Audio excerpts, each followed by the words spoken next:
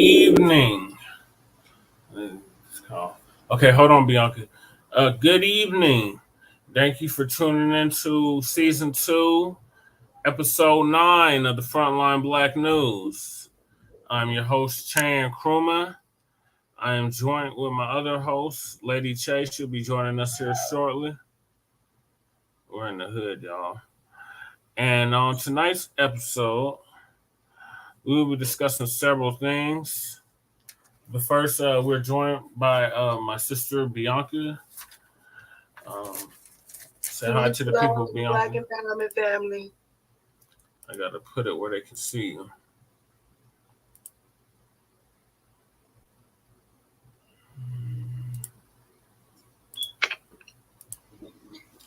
Okay, they can see you, Bianca.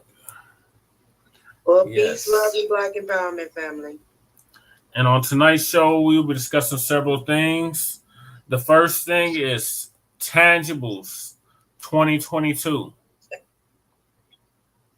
The next thing is the Tulsa Race Massacre Lawsuit. So they're looking at paying reparations to the descendants of and survivors of the Tulsa Massacre. And then we will be discussing Biden's creation of the Disinformation Governance Board to police speech of Americans. The next thing we'll be discussing is white upstate New York teacher makes black students pick cotton, wear handcuffs, and slavery lesson. Dave Chappelle attacked on stage. Roe v. Wade overturned or to be overturned. Kevin Samuels dies. Unhoused neighbor news and unhoused neighbor sweeps. So, Black family, this is the year and the decade of tangibles. We are demanding something tangible for our vote. So any politician that is seeking your vote, demand something tangible for your vote. So I'm going to give us a refresher course on the tangibles and what that all entails. So hold on. I got to figure out how I'm going to do this because I have you on Messenger and I need to share this screen. Well, you can take me off. Don't worry about it. Okay, you still there, Bianca? Mm-hmm. Okay.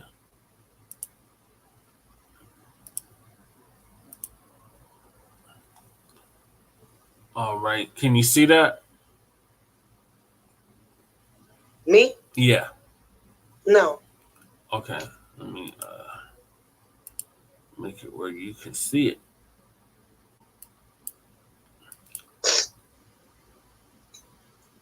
Oh, it won't let me share my screen on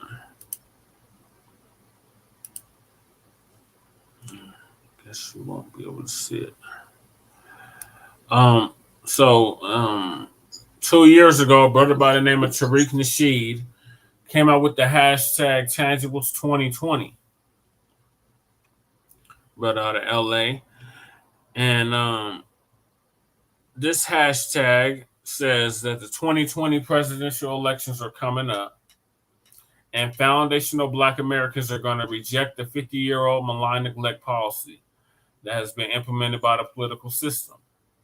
This malign neglect policy mandates that Black Americans should be ignored and only mentioned in vague and non-specific terms. Lumping foundational Black Americans into groups with minorities, immigrants, people of color, etc., has only hindered the progress of Black Americans as a group while providing tangible benefits for other groups. In this election cycle, Black Americans are going to insist that our needs are specifically met by politicians who are seeking our vote. Foundational Black Americans want tangible benefits, specifically for us. We do not want trickle-down, secondary benefits that are provided for every group. Every group has not been systematically marginalized and disenfranchised in every area of society as foundational Black Americans. So we refuse to be lumped in with groups that often assist in the exploitation and disenfranchisement of Black Americans. So politicians must offer tangibles, specifically the foundational Black Americans, or we simply will not vote for them. Be sure to spread this message far and wide on social media using the hashtag Tangibles2020. So, Black family, that's what we've done. We have spread that hashtag far and wide on social media. And it is definitely gaining traction. For the past 2 years, we have been demanding something tangible for our vote. So now the midterms are coming up. And the Democrats want us to go out and vote blue no matter who. And we're saying no. If you're not providing tangible benefits specifically for us, you're not getting our vote. So now they're panicking and freaking out. And we're loving every minute of it here on Front Line Blacc News because the malign neglect has gone on for too long. And enough is enough of this. As I've said on numerous shows, this is going to be a marathon, not a sprint, Black family. We are owed $100 trillion, starting at $100 trillion for past, present, and future atrocities that this country, this government, this corporation continues to put us through. And we're not letting up on our tangibles. So this is going to be a whole decade plus long fight, Black family, to get what is rightfully ours, which is reparations and tangibles for our vote. So once again, any politician that's seeking your vote, including myself, because I have already officially filed to run for mayor of Denver in 2023, and I plan to win it all, Black family. And this won't be no symbolic victory. This will be a tangible victory that's going to benefit Black people in the city and county of Denver. So I'm going to put Queen Bianca on and she can share her thoughts on Tangibles 2022 since we're in the year 2022. Hold on, sis. I got to share the screen.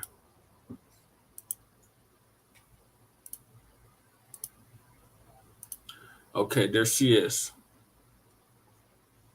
Okay, I'm there. Yes. Okay.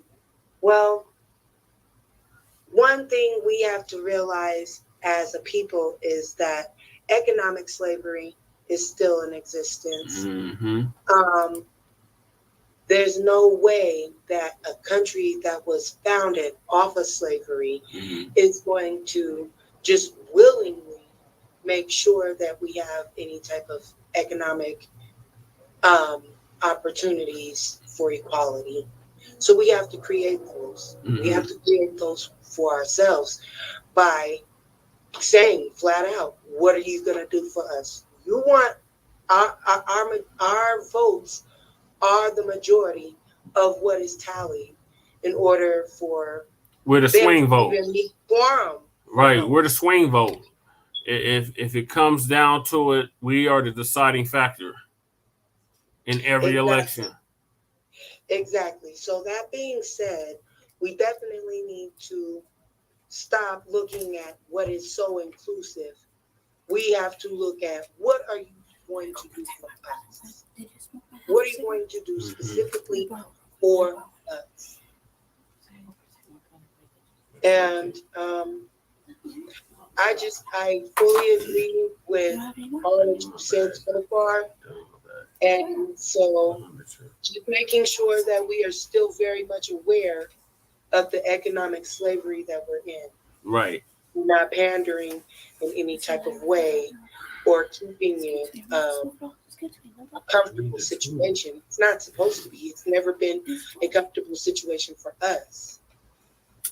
So we need to stop making it so comfortable for us to be ignored or included in everyone else. Right. So the days are over of that. We are demanding something tangible for our vote. Any of these politicians, that's at the local level, that's at the state level, and that's at the federal level, that are seeking our vote, we're demanding something tangible. And you say, what is tangible? What does that mean? What does he mean by tangible? What is he talking about when he says tangible? That's something real, something substantive, something you can count, measure, feel, touch with your own hands. i.e. a check. So in legislation that is specifically for us, that benefits us.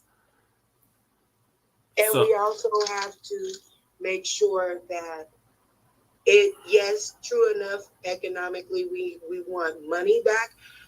However, we need to be reclaiming land that was originally ours as well. Well, we can have a combination package, but they got to come with something tangible. The days are over of them getting us with the symbolism, the first this, the first that. They're gonna have to come off with something real if they want our vote. Exactly. So if that's land, so be it. If that's money, so be it. Here on Front Line Blacc News, we're pushing for the money, but because you can buy land with money, they need to come off with something tangible if they want our vote, period.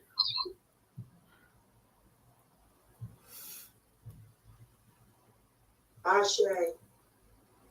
So hold your vote, Black family. The midterms are coming up. They want us to go out and vote like we voted in 2020, and they really wish we would go out and vote like we did in 08. And them days are over. The malign neglect, the lumping us in with broad, ambiguous terms, them days are over. They're going to have to do something specifically for us, or we're just not going to vote for them, period. So, shout out to our viewer. We just was finishing up with Tangibles 2022, and now we're going to move on to the Tulsa Race Massacre lawsuit. So, let's see if I can do this.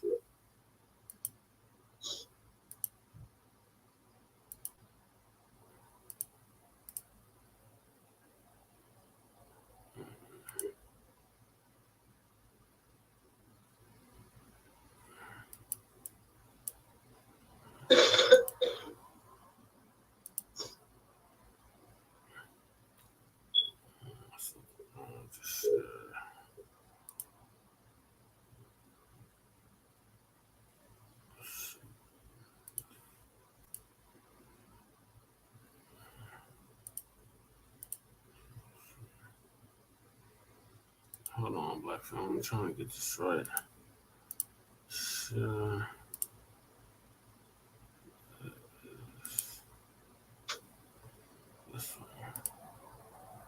Okay, so this article is from Reuters, and it says judge rules that Tulsa Massacre lawsuit seeking reparations can proceed. So I'm gonna play the video. It's about 2.5 minutes long. Very pleased that this case is going forward. This will represent the first time that descendants of the massacre, victims of the massacre, anything having to do with the massacre will have an opportunity to prove their case in court. For years, the victims of the massacre and their descendants have been denied justice, and this opens a courtroom door for us to put on evidence and prove the case. Mother Randall, 107 years old. Mother Fletcher, 107, about to turn 108 years old on May 10th. And her little brother, Uncle Red, who's 101 years old. They sat in that courtroom in the front row when we had our first oral argument. That went for over 6 hours. They did not leave. They sat there and listened to every word. And when the judge ruled from the bench, which quite frankly shocked us, we were not expecting her to make a ruling from the bench, as much as we're still anxiously awaiting clarity on that ruling. That fact that she announced that she was denying the motions to dismiss in part, which means that this case goes forward. Uncle Red heard that. His hearing is good. Mother Fletcher, Mother Randall's hearing is not quite as good. He heard it. He broke down in tears immediately. It's the worst act of domestic terror in our country's history. This is about the harm that continued. That destruction continued for over 100 years. That hospital that was in North Tulsa, there's still no hospital in North Tulsa. It was never rebuilt. The land that belonged to Black landowners was taken by the city, never given back. The city still has possession of much of that land.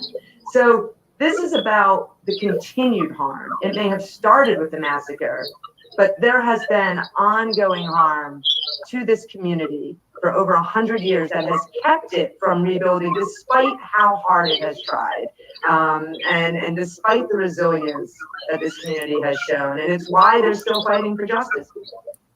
We want to abate the public nuisance. And what that means is to restore Greenwood to what it was like in 1921. It was a robust, vibrant community. It had a Black-owned hotel. It had a first-rate hospital. It had merchants all over the place. It was known as Black Wall Street.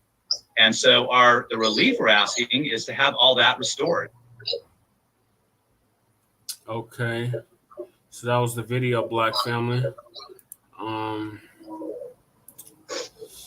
The three, Bianca, you got background noise. Okay. The three known living survivors of the 1921 Tulsa Massacre that saw a white mob murder scores of Blacks and raze much of their neighborhood can proceed with a lawsuit seeking reparations for the death and destruction, a judge in Oklahoma ruled on Monday. Tulsa County Judge Carolyn Wall rejected motions by the defendants, which include the city of Tulsa, to dismiss the case. The next legal steps are unclear. The lawsuit seeks financial and other reparations, including a 99-year tax holiday for Tulsa residents who are the descendants of victims of the massacre in the North Tulsa neighborhood of Greenwood. It is estimated that as many as 300 people, most of them Black, died.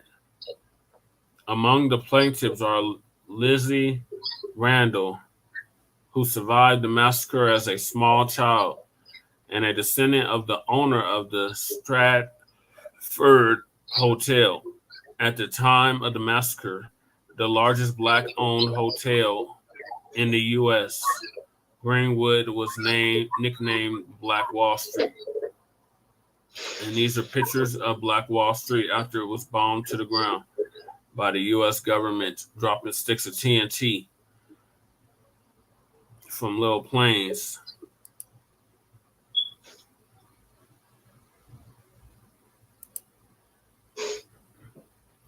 The violence erupted after a white woman told the police that a Black man had grabbed her arm in an elevator in a downtown Tulsa commercial building on May 30th, 1921, according to an account by National Endowment for the Humanities.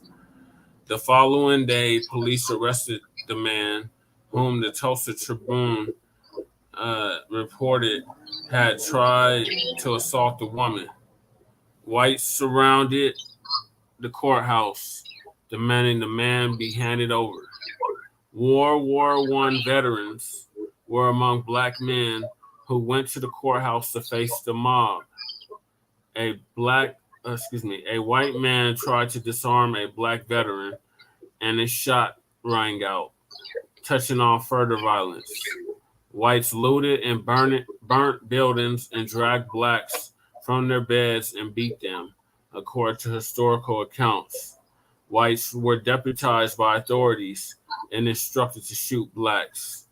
No one was ever charged in the violence. Deep economic and health disparities remain among Blacks who still live for the most part in North Tulsa and whites. And then there was another thing I wanted to play. It pretty much underscores everything I just said. But I guess this is from the lawsuit. So hold on. Hey NPR, tap the play button to hear from Story with a story about one couple's unique quarantine experience. Support for NPR and StoryCorps come from Subaru, partnering with the National Forest Foundation to help replant trees in areas devastated by wildfires. Subaru, more than a car company. This week, a judge in Oklahoma ruled that a lawsuit against the city of Tulsa for its role in the 1921 race massacre can go forward. The plaintiffs include the last 3 known survivors who lived through the attack as children more than a century ago. Reporter Chris Polanski of member station KWGS was in the courtroom for the judge's ruling. Thanks for joining us. Thanks for having me. So this massacre from over 100 years ago, remind us what happened. Sure. In 1921, a mob of white Tulsans attacked the Black neighborhood of Greenwood, which was pretty well known in its time for being a district of Black wealth and culture. You've probably heard of it being called Black Wall Street. This mob destroys virtually the entire neighborhood, looting.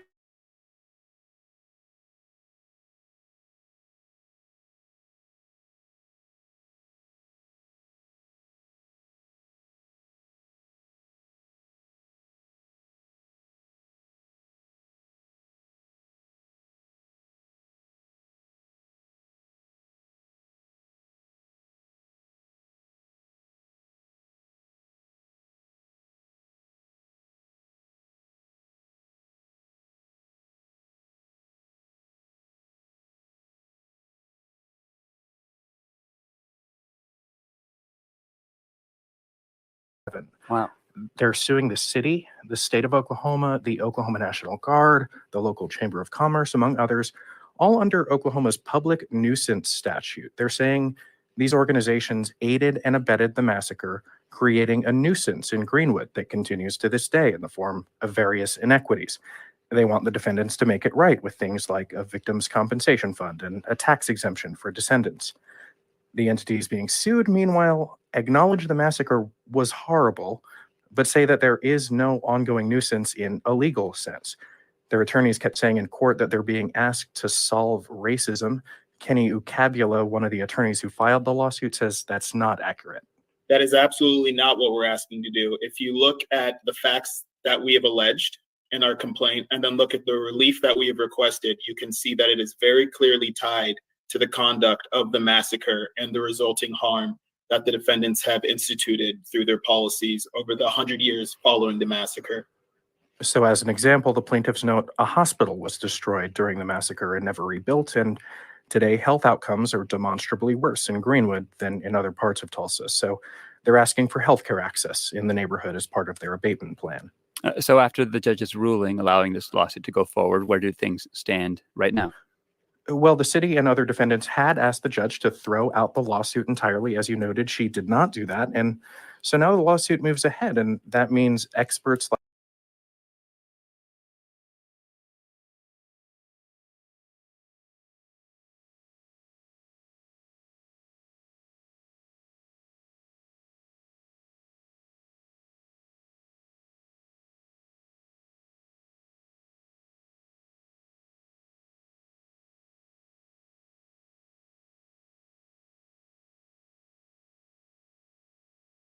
is working on this issue. Bianca, turn your camera on. I just don't want to see the last Please. 3 die.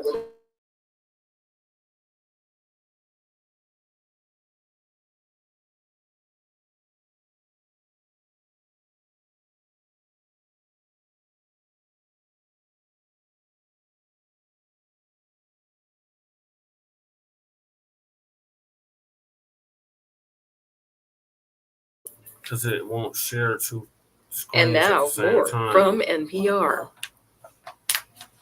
Live from NPR News, I'm Dale Willman. Officials in Ukraine say that all women, children, and older adults have now been evacuated from a steel plant in the city of Mariupol. The plant has been the last holdout and has been under siege by Russian. Okay. There we go. You want some help? Okay. Bless you, sis. Hi, can you see me? She can't see you, but she can hear you. What? Okay. You want some help, Jesse? I can help you. It won't put the screen, it won't put the video on the messenger, man. It keeps freezing up. Can I try? I'll let you. Okay, so Oh, Bianca, real quick. Let me just get this going for Jesse. Can you see me? No, she can't see us. Okay. 1 second, sis. Okay. One No second. problem. Where is this? Where's this? This is down here. Oh, she's on your messenger. Okay. Yeah. Hold on 1 second. Okay, it only goes Sorry, there. Black family, having technical difficulties. Hold on, Black family. It's no big deal. I mean, surely you want to see everything, right? 1 second, okay, family? Just 1 second. Hold on, Bianca, I'm gonna call you right back. 2 seconds. All right. All right, so where we go? Right here? You want to share what? What were you trying to share? I was trying to share her. Okay, share screen. Okay. Just where's your Facebook right here? I'm not. Where you at? I shared her through the window. Okay, Windows. Are you on Windows? No, I was on window and she was up here. No, you're right here, right? This Facebook. No, I wasn't. I didn't call her from Facebook like that. I called her from actual messenger. Oh, okay. 1 second, Black Valley. I'm just trying to help out my baby real quick so he can we can have everybody on the thing. So I'm gonna turn the camera on. Okay, baby, calm down. Just calm down. It's gonna be okay. Okay, connect the microphone, connect the speakers. Okay, good.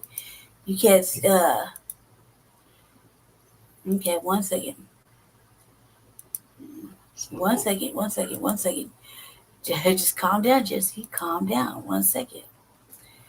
Okay, I had this before, right? Calm down, everybody.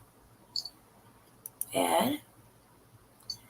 Okay, done.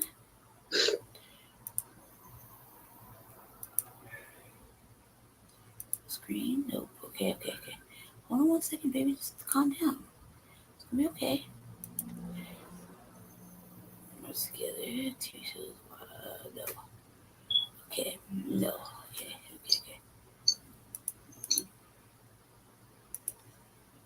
Okay. So then you had it over here, right?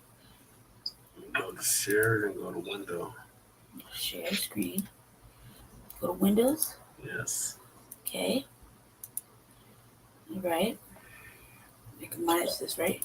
Yeah. Okay, you can see her. No, we can't see her. You can't see her. I wonder why that is. I can see me. Yeah, but you can't see it. We can't see you. Stop screen. Let's see, stop screen. Share screen. Okay, let's go try Chrome, baby. No, I'm not on Facebook. Okay, why not though? Because I called her on the actual messenger. Okay, never mind, Jesse. My fault. I'm sorry. Okay.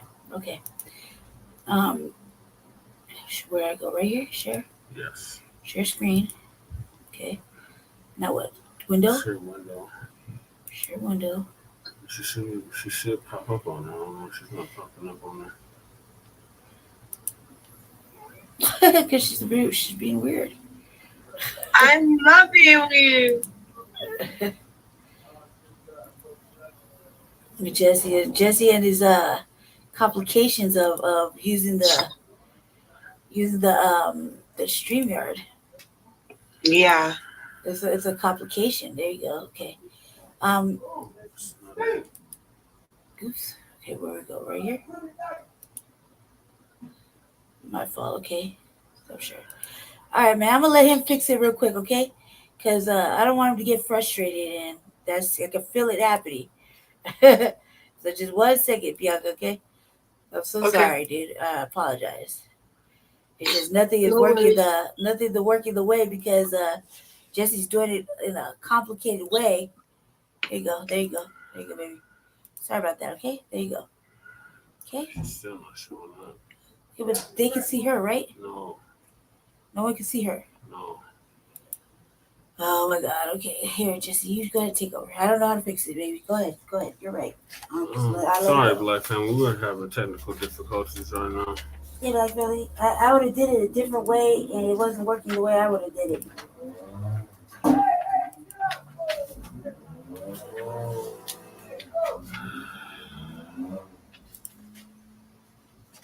Listen, I'm gonna close it out.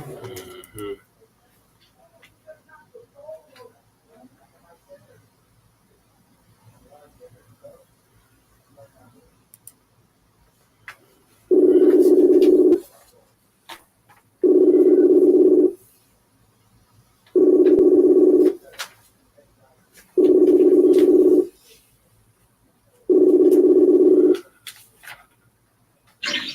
Okay, there she is. Sorry about that, family. You know, I did that. That's on me. I'm just gonna say that. You know, I didn't really need to be seen. It wasn't a big issue. All right, so what are y'all thoughts on the Tulsa reparations? As far as Tulsa reparations, Yeah. that's a part of the economic slavery we were just talking about. They know the things that have happened and will express their sincerity. Oh, I'm so sorry. And I will not deny that it was a horrible act. But they, you know, there was that hesitation. I don't want to give you the money though. Exactly. No. Mhm. This is something, as long as we're tackling all the facets that we can as far as reparations, judicially, you know, politically, and economically ourselves, you know, by just self-sufficiency and buying Black, we will definitely start seeing more results. Definitely. Yeah. And I'm glad that the victims that are still around are still around. We actually need to kind of gravitate and listen to these elders more about things that happen. Because see, they'll give us the little watered down version of what is very heinous, monstrous, all of that. They won't really, they'll say what they can't deny. That's it. We need to have accurate accounts of things that have happened in order to stop the cycle.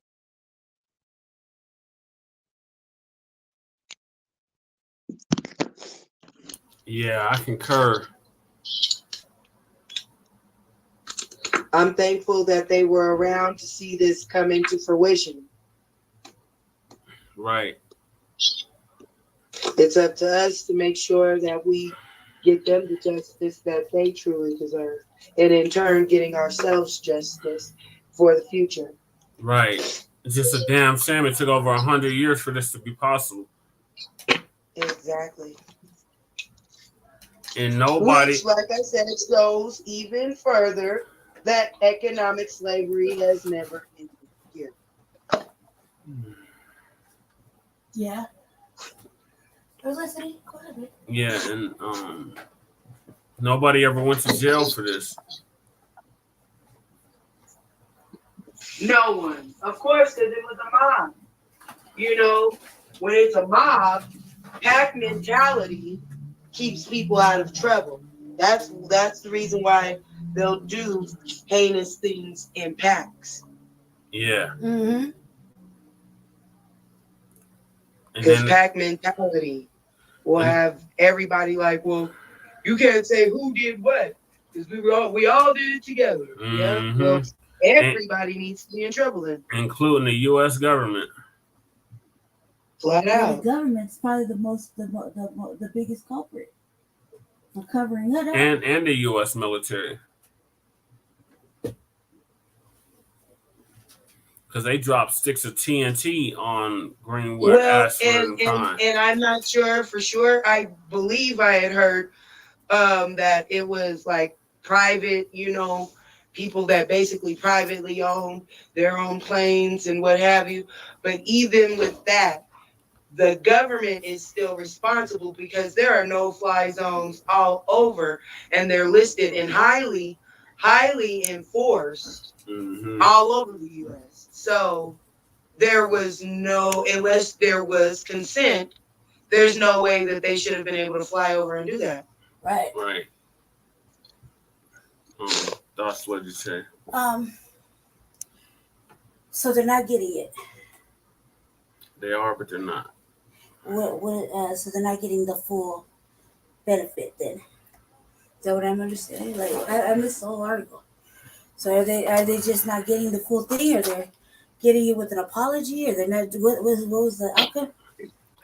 There's been an acknowledgement, and it's been granted that they can move forward with this case. Because see, the state for so long was like, yeah, we're not going to deny that it happened, but in their own words, we can't cure racism. So basically, you're saying we that are here to police and keep the town in line and everything like that, we're not responsible for the actions of our citizens and all this other and that pack mentality keeps people from accountability. Yeah, I feel like unless they make a thorough demand. The testimonies of the victims and the descendants are imperative for this case. Right. Very much so. I feel like if they don't make a firm demand in denial of what they were offered and demand more, they could be stuck like this. Well, yeah, because then it goes back to the blame game. Mm-hmm. If you don't give a person a chance to deny something, it's very hard for them to. Mm-hmm. Yeah. So what we have to just start doing is like, no, you guys did this, you did it. There's no speculation there. Mm-hmm.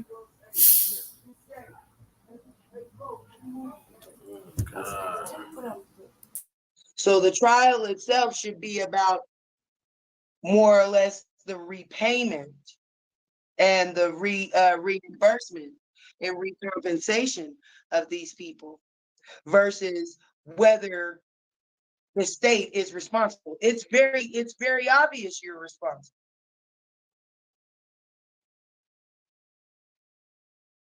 Right. It is very obvious.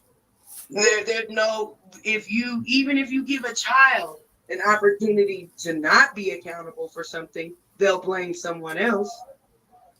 So we just have to stop taking that option, or we have to start taking that option from them. Mm-hmm. Right. Okay. We know what you did. Yeah. There's no, you know what I'm saying? And even if it wasn't me directly, guess what? Your great-grandmother, great-grandfather had something to do with it. Right. It's more of a moral obligation, a moral responsibility. Oh, no. Hell no. What's cracking, cuz? I feel so bad about it, you know? Hell, I've seen people leave money, all kind of stuff on cars that they accidentally did when they feel bad about it. Oh, hell no. So I'm reading the comments, and the homie from Sacramento says, "What's cracking? Y'all, sorry I'm late. I had a crazy day. I was threatened today, and I was told I'm going to get hung." Who said that? Hell no. Are you serious? That's what he said. The world is fucking turning into something stupid now, cuz.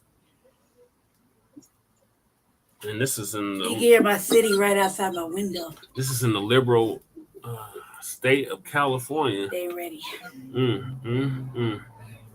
They talking about hanging the brother. Look, it doesn't matter where you're located. It really doesn't matter where you're located. If your family came from the South or something like that, he could be in San Francisco for all I give a damn. Mm-hmm.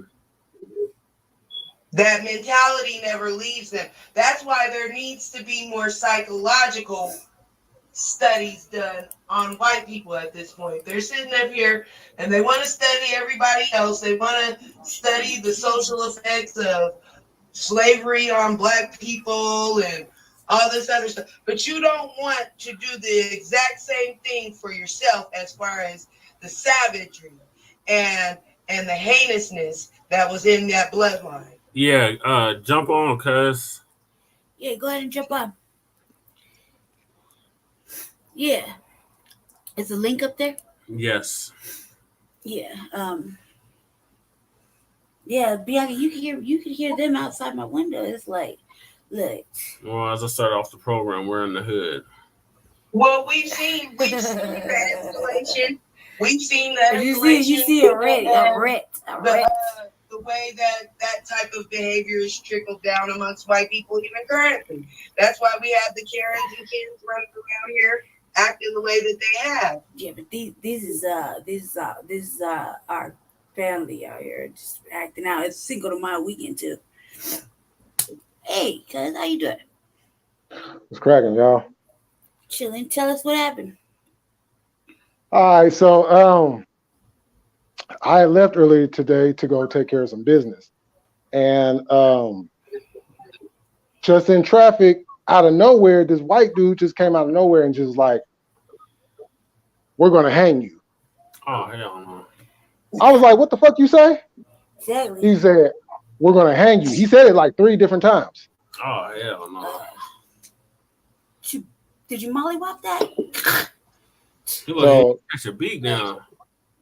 Man, well, the thing about it is I had to go take care of some business for my mom, so I had to go take care of that first. Yeah. But I know who he is, so Okay. I ain't gonna say too much on here, but you know. Yeah. Yeah, because I was like, that kind of Yeah, shit. That shit can't be. And they love doing that shit with road rage and all that, but they fail to realize people are very observant.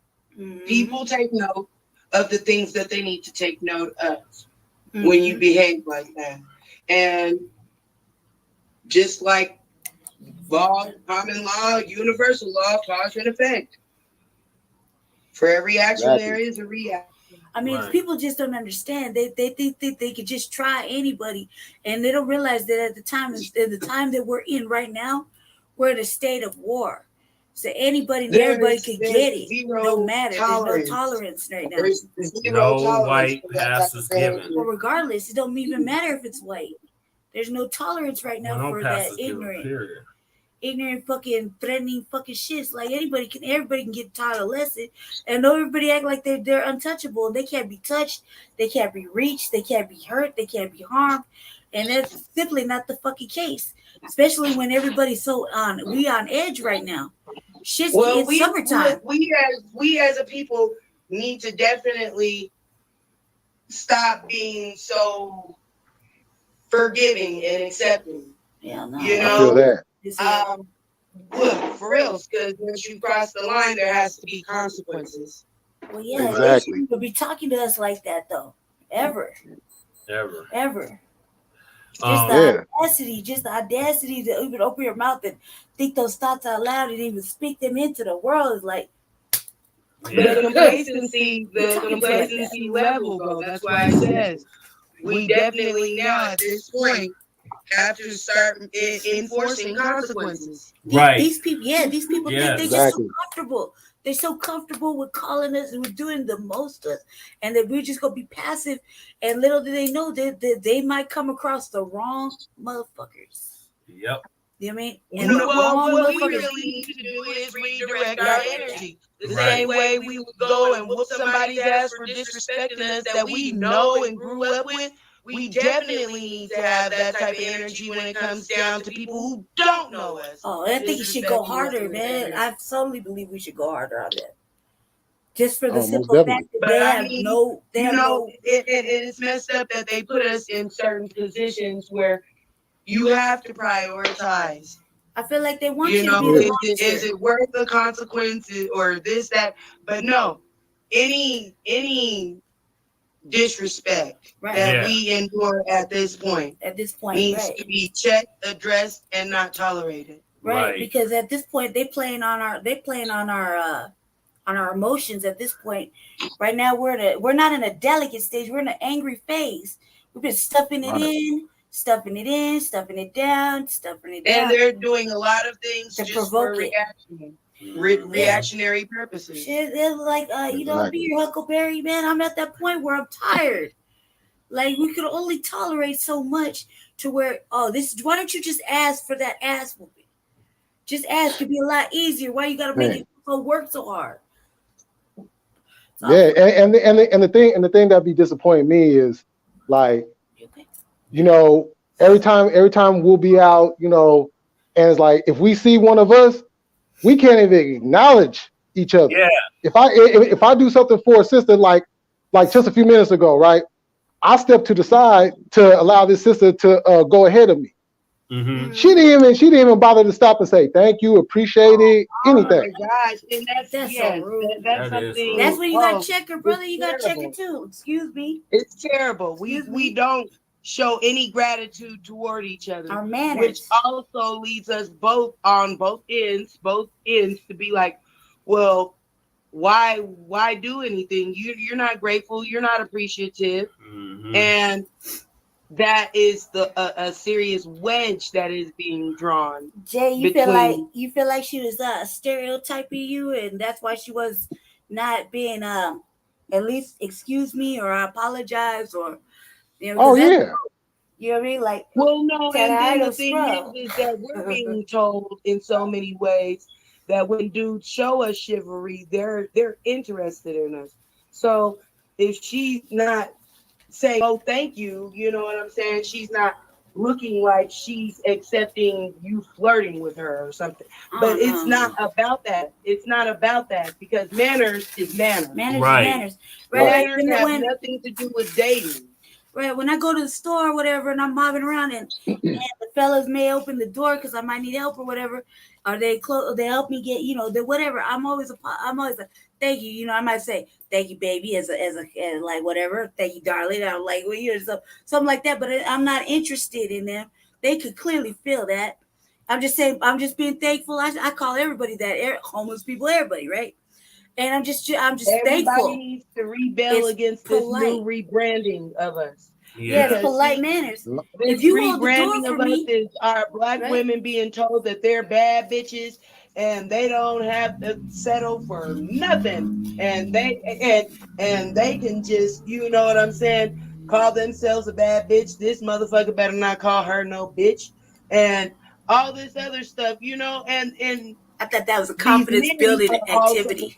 These men are also being like, I was a bad bitch. I was building my confidence. No woman. I can have hoes. I can have a maid. What else can a woman bring to the table if I got all of that going on?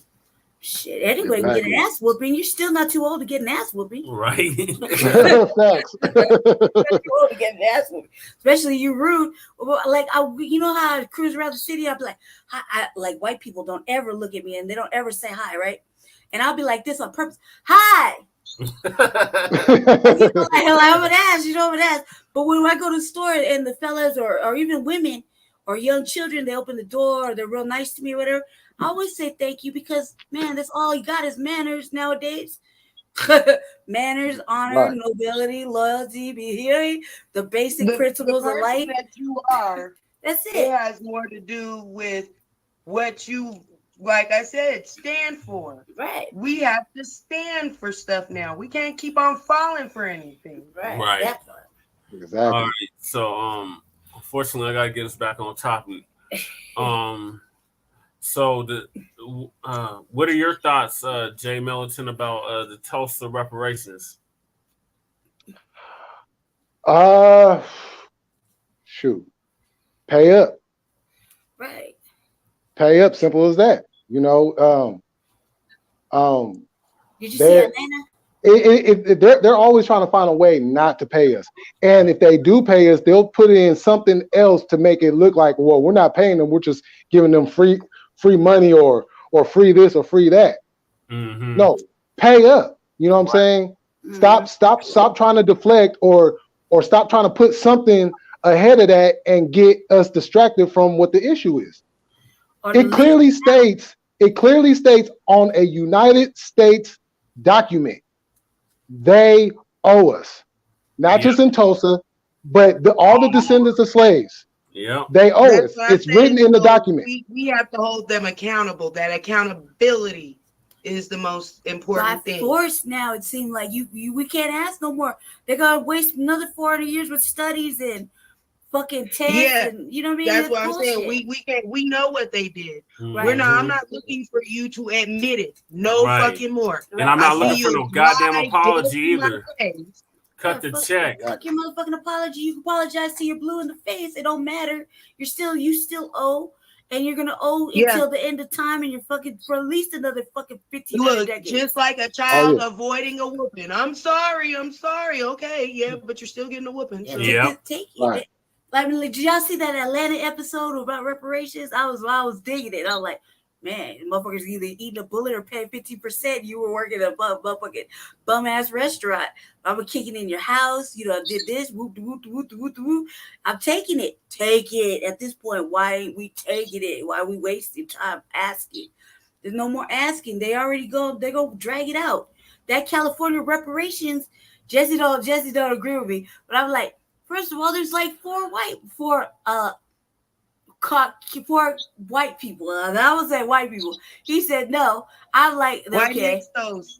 Or there was 4 Hixos on there. Yeah, because I feel like there should be black people, not black foreigners, but black foundational black Americans or descendants of slavery, whatever you want to say. Not an Asian dude, not a motherfucking, not foreigners, and definitely no people from that are highly educated. The white only people. reason why they would be included in such a movement is because they've seen what reparations can do.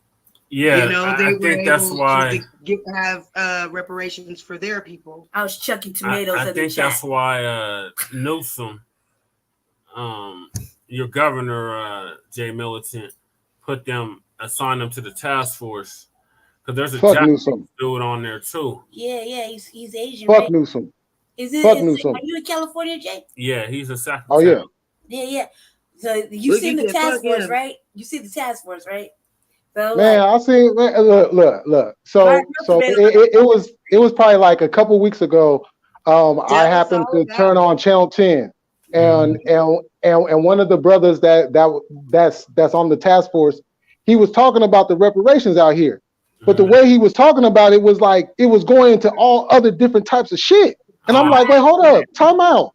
No, I don't want that. No, I want you to cut that check, send that shit. You know what I'm saying? Direct deposit that shit to me. Yeah, I don't care. Don't tell me what you're gonna give me. Give me what I want. Right. There's no need for another study or discussions, or it's already been clearly stated what they're looking for. Lineage based reparations. Cut the check. Right.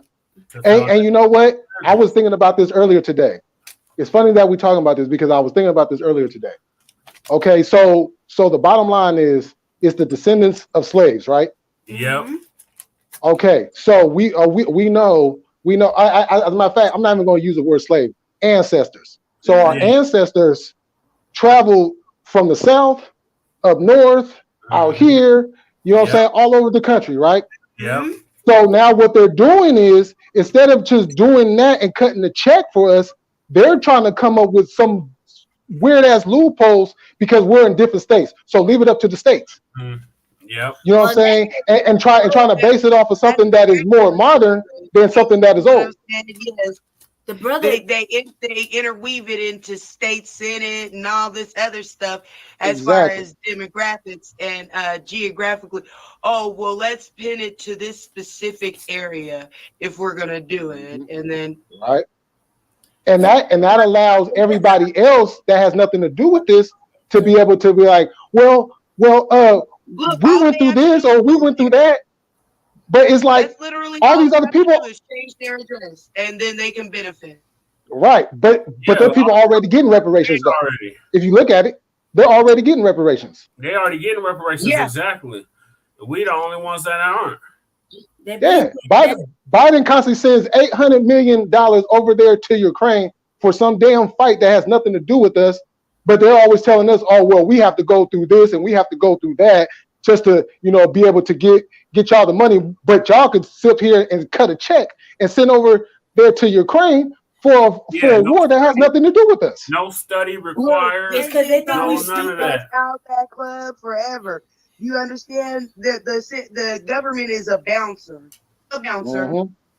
and we've been standing in a line for quite some time trying to get in. At the back and of the they have line. their VIPs that they'll let walk right past us.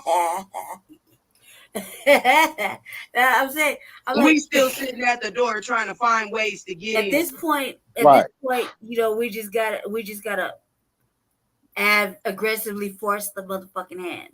Right. Yeah, really, and you ain't know what it is in summertime with us. They know we're the turn up motherfuckers in the summertime. We pop up, we turn up, motherfucking cities come down, motherfuckers is protesting and real angry and maneuvering all over the city in the worst way. We're like, pull up somewhere. That's how we do in the summertime. Everybody knows that. If we really want to look at how police operate, which we've kind of mastered at this point, we know when they're gonna be the most, wilding out, and we know within our community when it's gonna happen. Yep. But a lot of it is based off of slavery. Yep. Right. They know that. They know that. They just hope that we don't. The only reason why they exist is because of slavery. They exist because we supposedly were freed. Yeah, they were the constables. And if you break down that word, it means never stable. Never stable. We got nothing but scary ass motherfucking coon like motherfuckers out there that don't want to get rowdy, don't want to take their shit. And we got a handful of motherfuckers that are willing to put themselves on the line and make big ass scenes for whatever. Well, and it's just not working out for us right now. Both people are right. That's why war used to be as tactful as it was. Mm-hmm. You had people that knew when to, bring in the diplomacy and everything like that. But then you also had the ones with their boots on, ready to go out on the front line. Right. Yep. We just have to, as a people, start knowing when to work with each other. Yeah. So ideas don't get shut down. You see what I'm saying? Just because it's not that needed. It's not needed in that moment. I ask people like, do you not want your money, man? You not want what's owed to you?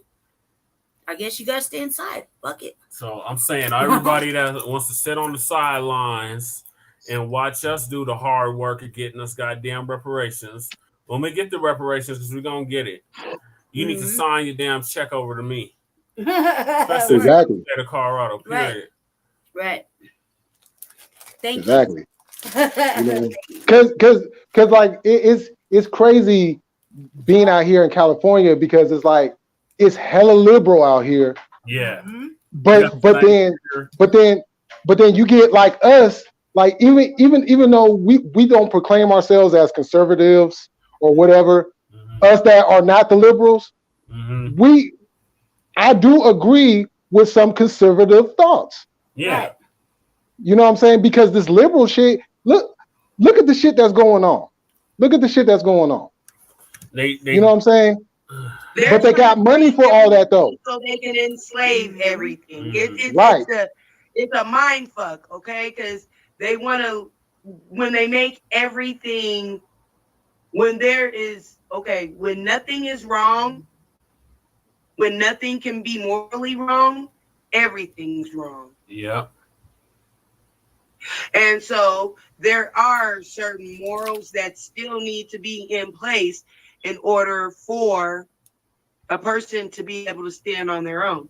If there are no rules, then everybody's enslaved. Right. Whoa. Yeah, that's true. So that's a perfect segue to our next topic, which is Biden's Disinformation Governance Board. What's that? To police speech of Americans. Remember the broke down Mary Poppins? I think it's gonna keep on going right back to what I'm saying. As far as economic slavery hasn't ended. So, of course, I don't want you knowing the actual American history. We don't want you guys knowing critical race theory. DeSantis passed that, We right? don't want you knowing the full story of what happened in Tulsa. We don't want you. But DeSantis passed. Okay. They don't want us knowing about the other terrorist attacks here domestically. They don't want us knowing about any of that. The burning and bombing of Black Panther and raids on the Black Panther, basically their sanctuaries, their hubs, infiltrating. The way that is domestic terrorism. Yeah. So the lack of information is what keeps us thinking like, oh, well, this is just being brought. No, it's systematic. They keep it going. And if you don't know the mistake that is being made amongst us, we can't correct it. So we really have to look at the fact of the matter when it comes down to critical race theory and stuff like that. When they're trying to police that type of shit, what they're really trying to do is keep slavery going. Okay. All right. Yep. I'm gonna read this article real quick. Read this article. If we address it for what it is, then that sheds light on. So I mean, you know, because we can make it political, but it's not. This is about slavery. Right. Yeah, it is. Well, politics is war without bloodshed. Right. I'm gonna read this article real quick, okay? Because on this, what's the topic? Biden's Disinformation Governance Board. Yeah. Can you get there? Yes. When you have to put a whole team together of people to cipher and filter the information that the general public gets. Well, remember when COVID hit, they started saying, "Oh, fact check this, fact check that." I just want to know how the motherfucking how Kamala got this shit after having 2 boosters and all the vaccines. That bitch is magically getting it. How do they look like having fact checks when That this bitch is country stupid. still lying about every fucking thing that has happened here? Yes, sir. All right, it says Biden sets up disinformation. It's from Daily. It's from Daily Mail. .co.uk. Biden sets up disinformation board headed by a Russia expert who called Hunter's laptop a Trump campaign product and said she shudders to think about Elon Musk taking over Twitter. Scroll down. President Biden has set up a disinformation board headed disinformation board headed up by a woke so-called expert who is against free speech and tried to pour cold water on the Hunter laptop scandal. Nina Jankowicz will help the Department of Homeland Security Disinformation Governance Board as executive director. Political Playbook reported Wednesday morning. Homeland Security Secretary Alejandro Mayorkas, Jesus Christ, did not disclose any powers that would be granted to the dystopian. Yeah. Holy fuck, that's a big effort. Dystopian. Dystopian-sounded board while addressing lawmakers on Wednesday. He explained that the board would work to tackle disinformation ahead of November midterms, particularly in Hispanic communities. Of course it would. But Mayorkas did say that the new board would come under the Biden-era Center for Prevention Programs and Partnerships, CP3, meaning it would have no powers to crack down on disinformation or will instead try to combat it by throwing money at it, what it sees as problems. The CP3 program provided communities with resources and tools to help prevent individuals from radicalizing to violence last year. CP3 awarded about $20 million, in grants through its Targeted Violence and Terrorism Prevention Grant Program. That program for everything. It's unclear how much cash will be spent on the Disinformation Board. Mayorkas noted that the focus on the new board would be to stop the spread of misinformation in minority communities, including election misinformation ahead of the 2022 midterms.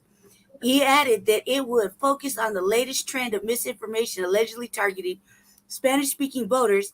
No further detail on the exact misinformation being deployed against 3 communities was shared. Jankowicz, who revealed she was ahead of the department following Mayorka's meeting with lawmakers, tweeted, "Cat's out the bag. Here's what I've been up to for the past 2 months and why I've been a bit quiet on here." Ooh-wee. Yes, sir. Honored to be serving in the Biden administration at DHS government and helping shape our counter disinformation effort. She added that a huge focus on our work, and indeed one of the key I'll be right back, y'all. Okay. The key reasons the board was established is maintain the department's commitment, protecting free speech, privacy, and rights of civil liberties. The Russia disinformation expert previously called the laptop President Joe Biden's son Hunter a Trump campaign product. This is causing questions over Jankowicz's ability to accurately judge disinformation now that several sources have come out confirming the validity of Hunter's laptop. Jankowicz also suggested last week that she opposes the First Amendment because she thinks it is bad for marginalized communities, by ambiguous terms, and called Elon Musk a free speech absolutist because he wants to make Twitter more open to all voices. The Department of Homeland Security did not immediately respond to Daily Mail's request for comment. How much should I go down? Jesus. Okay, right here? Yeah, right there. Keep going. Jesse. In October, why, Jesse? Okay, the Department of Homeland Security did not. Okay, Jankowicz is a fellow at the Wilson Center, where she studied the intersection of democracy and technology in the Central and Eastern Europe. She is also the author of How to Lose Information War, Russia Fake News, and the Future of Conflict. When stories about Hunter Biden's laptop started emerging, several outlets, social media sites, and left-leaning disinformation experts claimed that it was just misinformation come from Trump and others that on the right. In October 2020, Jankowicz shared her skepticism of the contents of the laptop and claims it belongs to Hunter. "We should view it as Trump campaign product," she said in New York Daily News at the time. You want me to go further down? It's okay, baby. Hold on one second. Okay.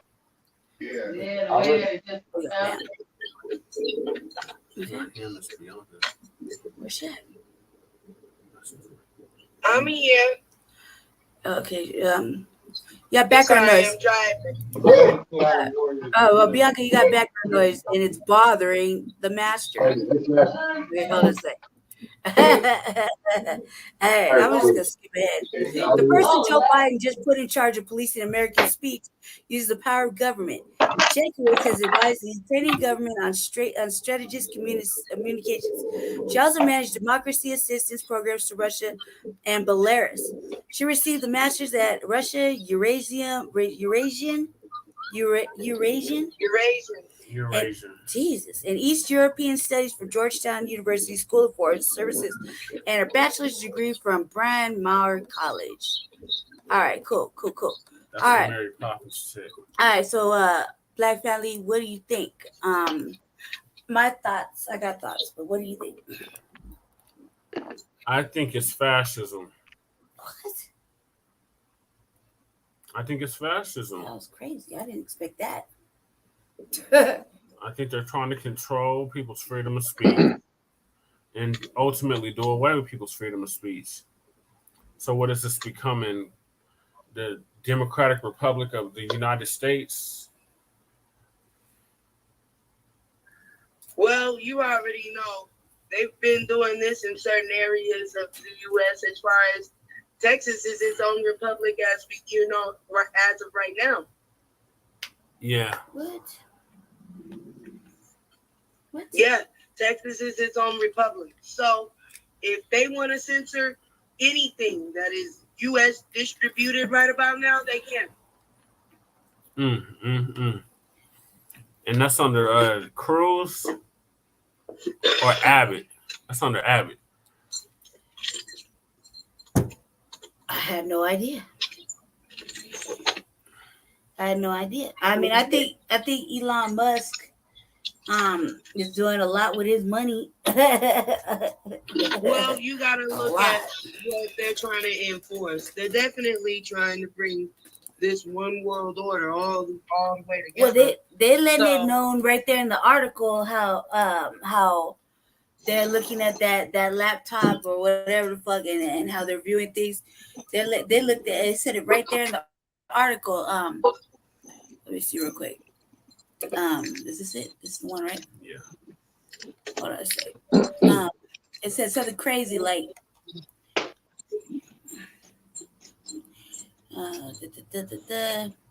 okay, what it said, I shudder to think about it.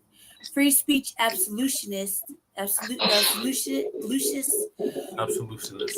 were taking more platforms. What that would look like for the marginalized communities. That's pretty much where it was going. Like, you know what I mean? They don't want to hear from that. You know what I mean? They want whatever they want to be spoken on. But that's that broad ambiguous language. Yeah, broad ambiguous language. You know what I mean? And it says something like disproportionate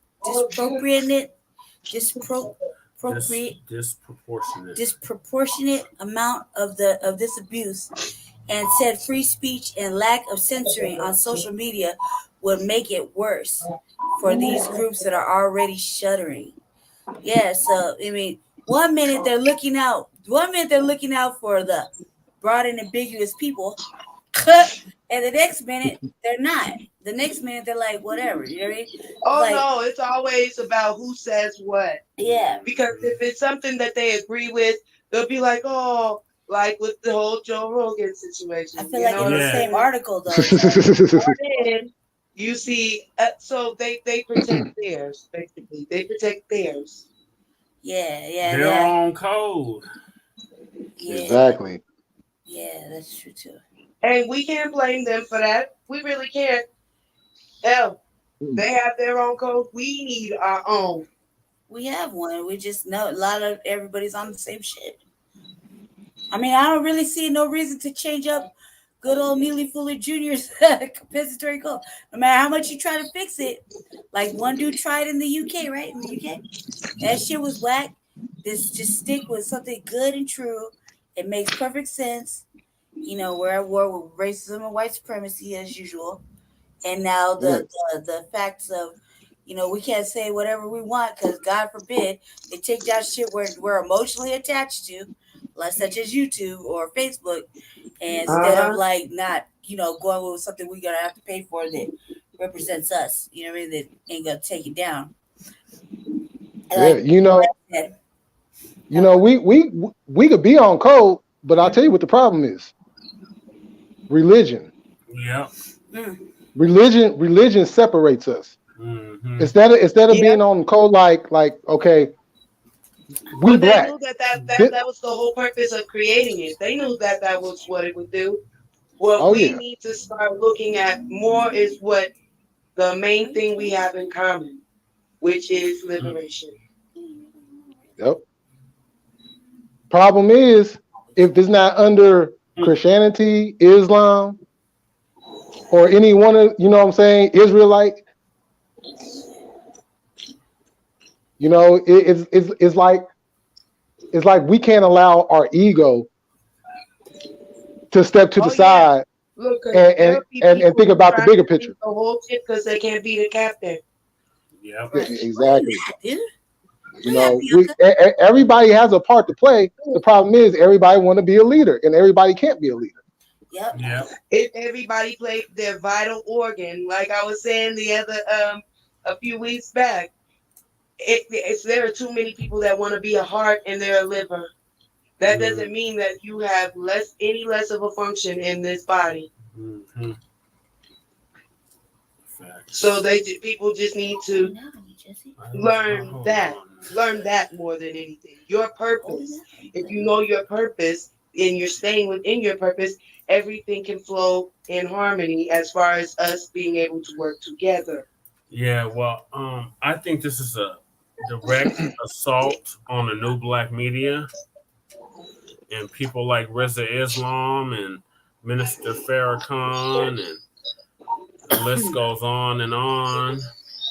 They're trying to silence the voices, the new black voices of new black media, because we're exposing the truth about this whole illusion of democracy and the scandemic pandemic of which COVID was, and a whole bunch of other things are being exposed. And they're like, no, we can't have this. We got to silence this. I'm still wearing my mask, man. And I'm not even taking it off really. Just because 1 minute on the same 30-minute news broadcast, they'll say COVID is really non-existent, kind of.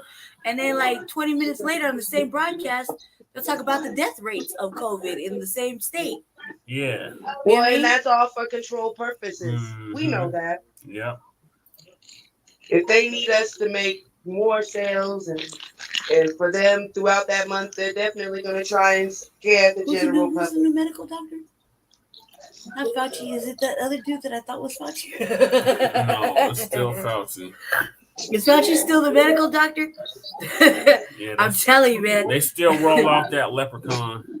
I tell you, I was talking about him doing it. I swear there was somebody else talking about something similar to COVID, and it looked like Fauci. I was like, is that Fauci? Just like, no. I was like, I couldn't tell. I could not tell.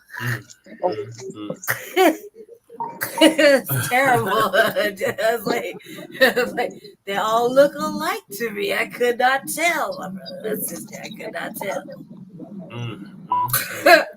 At all. I'm not apologizing for it. It's not my fault. Welcome back, bro. Not my fault. So, Jay Milliton, what are your thoughts on this Disinformation Governance Board? I think it's a complete joke, if you ask me. Yeah, I concur. I wish I could have played the video of this Mary Poppins chick that they hired for this shit. Oh, she a wacko. Yeah. So there is a video. There is a video of her. Mm-hmm. Oh, that's the one that was singing a TikTok video. Yep. Yeah, she said, I was like, that sounds like some old Mary Poppins shit. I was like half asleep. I didn't see the video though. Yeah, that shit was horrible. Man, her voice was getting on my nerves. Yeah, that shit was irritating. I was like, man, you're British. Is this British? Is this broad British or what the fuck? Is she a nanny? Is she the nanny? I seen it on Jason Black's broadcast of last week.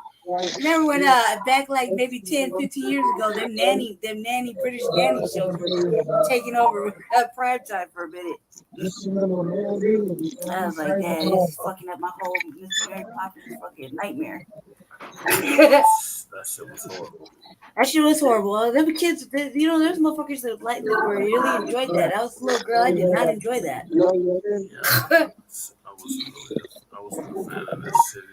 I didn't enjoy it. Like none of that shit. Like Little House on the Prairie, any of the little white girl programs. Leave it to Beaver. No. I was busy watching. The Hulk and other shit. With what do you call it? Lou Ferrigno. Yeah. Remember, you're old enough, Jay Militant. When Lou Ferrigno was the Hulk. Oh yeah. Yeah, I remember him. When I'm getting mad.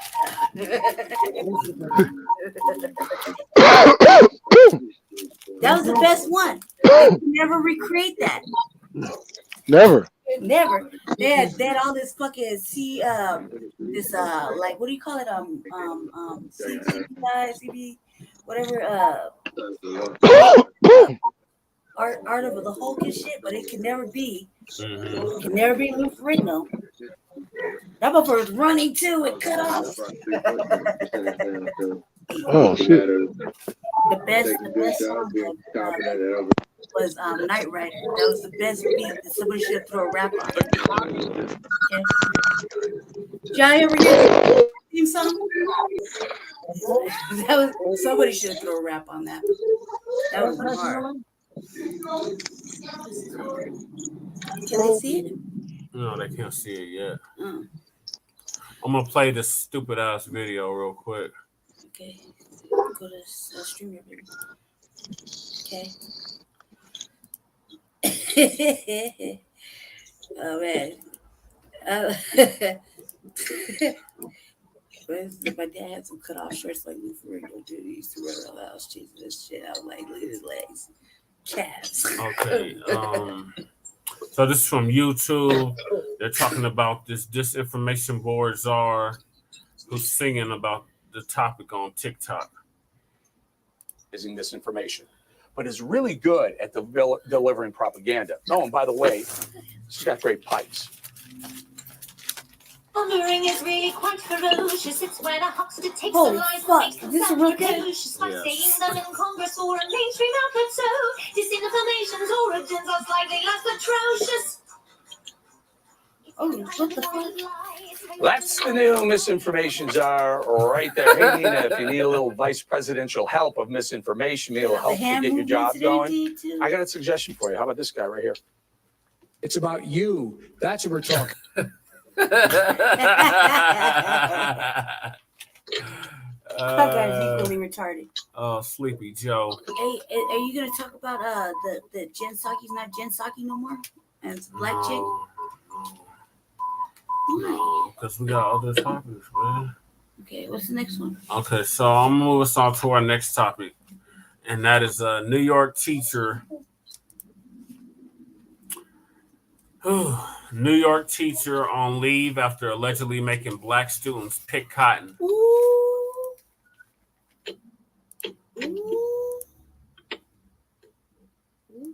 Made them Hello, little eyeballs. Don't be weird, say Yeah, he made them pick cotton. What? Yeah. Ooh. You want to read this or no? How long is it? Yeah, yep. Okay, yeah, cool. I read it. All right. Baby. Yeah. That's what you guys need to drink. Water's open. All right. Let me close this one thing out. Can they see it? Okay, let's make sure. Y'all can see the screen right here? Jay's not on. Yeah. Well, no, I can't see no screen. Okay, well, okay. It's yours. All right, well, we see you, Jay. His phone died. Whenever you plug it back in. Okay, here we go. All right. It says from where's this from? New York. USA Today, New York teacher. USA Today, New York, right? New York teacher on leave after allegedly making black students pick cotton. All right. Rochester, New York. A teacher at Rochester School of the Arts is on leave, facing a host of allegations of racist behavior, including placing handcuffs and leg shackles on his mostly black students and making them pick cotton during a 7th grade social studies class.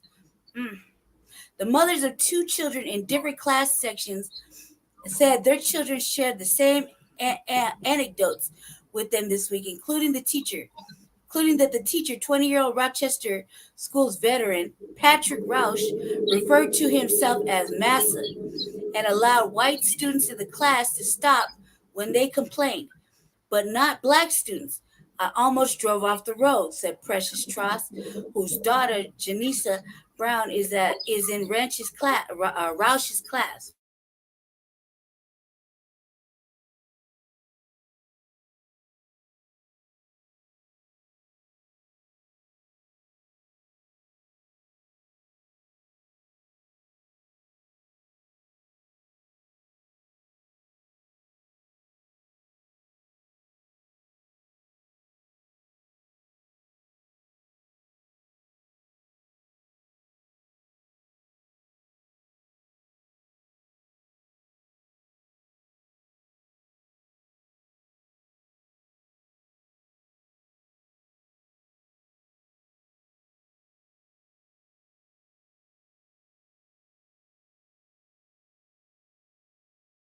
All right, here you go.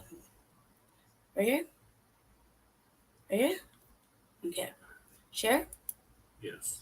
Share screen. Okay. Right here? Yes. Okay. Right here? Yes. Hello, little eyeballs. All right, I'm just messing with Jesse. Okay. All right. Let's see. Bianca, you see us, sister? Call back. All right.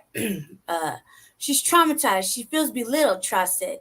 He made a mockery out of slavery. How dare you? The cotton picking lesson happened Tuesday and spread publicly after Tross' initial post, including Thursday evening in a widely circulated email from the advocacy group Save Rochester. The district confirmed that the lesson did take place, saying it was a great concern and that Roush was on administrative leave while it is investigated. An email went out to all families of the 7th grade students. The district takes situations very seriously, as described, as descriptions of what occurred in the classroom by the school community are extremely troubling, the school board wrote in a statement. I'm sorry, right here. Okay. Thank you, love. School of the Arts student body is about half black. Roush is white. Of course he is. Velma Ramos said she initially didn't believe it when her son, Jamir O'Neal, told her last Tuesday afternoon that he had picked cotton in school that day. It sounded too far-fetched, she said. Then she saw a Tross post on Facebook. Ramos asked her son more about Roush and heard more that troubled her, including that the teacher had used slurs referring to O'Neal's developmental disability. Ooh. I have fought all along for Jamir to be included in everything his peers are, and this man degraded him, insulted him, and made him not want to be black. I know how that feels. Ramos said, I was in shock. The two students also separately reported to their mothers that Roush had made black students wear handcuffs and leg shackles in a lesson earlier in the year. When they failed to wiggle out of them, they reported he told them, it's okay, your ancestors couldn't either. Mm-hmm. Yeah, no. I am very, very angry parent, and I'm glad I'm going to stand on all 10 of my toes until I get justice, Tross said. She added that according to her daughter, Roush had made fun of her weight, leading her to stop eating breakfast. She said she was considering legal action against him and the district. At a minimum, Tross and Ramos said they want to ensure that Roush never teaches again. That would require district to begin termination proceedings known in New York as 3020 proceedings. Read this part? No. Okay. There was no response Friday afternoon at a phone number listed in Roush's name. Rochester Teachers Association President Adam Urbanski said he could not comment. In the Rochester's area and elsewhere, there had been steady drip of reports of racist and insensitive classroom lessons, including erroneous and offensive portrayals of slavery. School board president Cynthia Elliott, who has been sharply critical of the district's mostly white teaching corps in relation to its mostly non-white student body, said she was withholding judgment until the allegation is investigated. Why, bitch? If that's what happened, it's problematic. If it's troubling and it shouldn't be going on, she said. I don't know why a person would want to teach black and brown students in the city of Rochester if they feel like that. Well, we know why. Mm-hmm. It's a power trip. It's it's controllers. You know what I mean? Mm-hmm. They love to abuse everybody. So why not? That's low targeting, like low targets, and they don't think they're gonna get in trouble. You know what I mean? Yeah.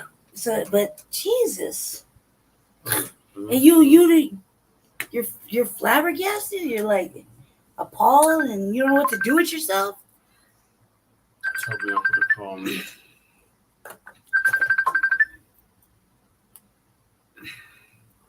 You didn't see it on the thing, huh?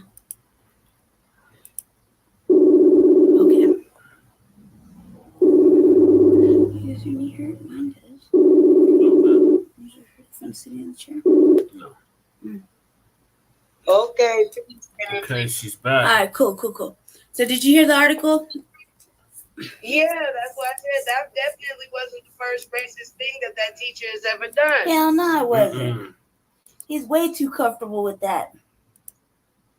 Way too comfortable. You know, when he went to say, I mean, saying that. Aside from him being on leave, Is he facing any criminal charges in behind this? This is technically a hate crime. It is, but the article didn't say nothing about that.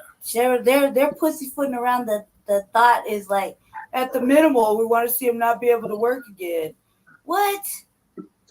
Like what? He's Like, gonna get transferred to another district. I don't see how they don't find this as there being criminal consequences with this. I don't see how they're not more upset. Right. You know what I mean? And like talking to him privately outside of school.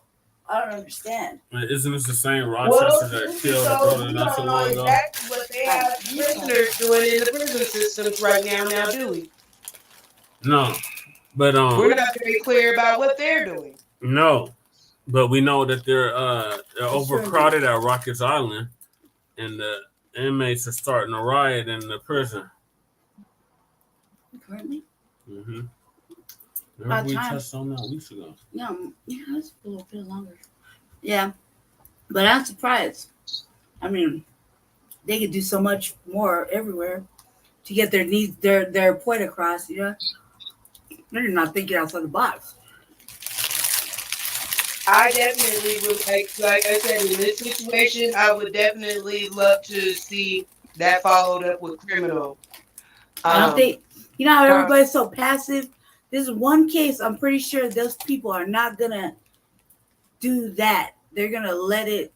They're gonna let the school system do its most menial way of punishing these abusive race soldiers like teachers.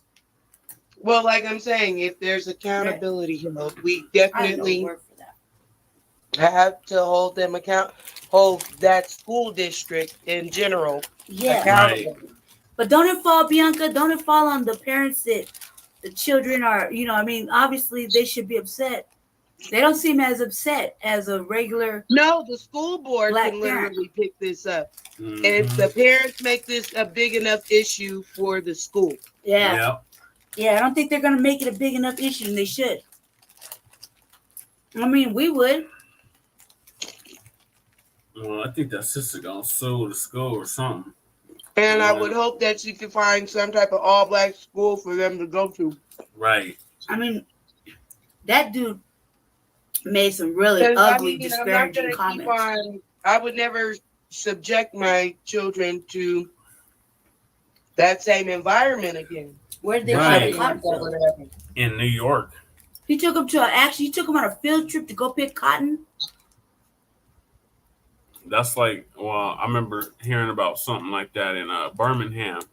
That's horrible. The teacher took the kids to the reenactments. Mm-hmm. Put them in handcuffs and shackles and made comments like they couldn't get out of it. And referred to their ancestors and had them picking cotton. Even if he tried to use the excuse of, "Oh, I'm educated. I'm giving them education." He had no right to give them that kind of lesson. Right. My thing would be with that. Wouldn't he have to get wouldn't he have to get the parents' permission to do some shit like that? Yeah. Parents' permission, and on top of that, why isn't this an experience for everyone? Right. No, everybody participated, but he made the black and the half black ones call him massa. Yeah. And the white ones didn't want to. He let them slide. What? He's targeting them. He's intentionally racist. But he took them on a field trip to go pick cotton. What is wrong with the school board that okayed that? Yeah, they all need help. Accountable as well. Yep. The school board that approved that field trip, because all field trips have to be approved. Didn't the parents know that boy? Where would you sell? How would you sell it as to a parent on a field trip? It's a plantation. It's a field trip. That's flat out. It's a field trip. I'm taking the class to such and such. But you're not gonna tell the parents don't think much of it. Would you tell the parents you're taking them to a cotton field or a plantation? Or are you taking them to a museum? No, what lie did he sell? It was probably some type of, "Oh, this is a historic area." And parents don't know this. And then he had the audacity to put handcuffs on them earlier in the year. Shackles. And get mad when they couldn't get out of them. And make ugly And my comments. thing, like I said, with that, if you're not giving the whole class the exact experiment, even if you thought that that was like a revolutionary way of like, or a more radical way of teaching, even if that were to be the case, it was still very biased. So there was no education there. Right. He's white. All you reinforced in this younger generation, the younger white children in this class, was white supremacy. That's all you reinforced within them. That's all he did. So much to say.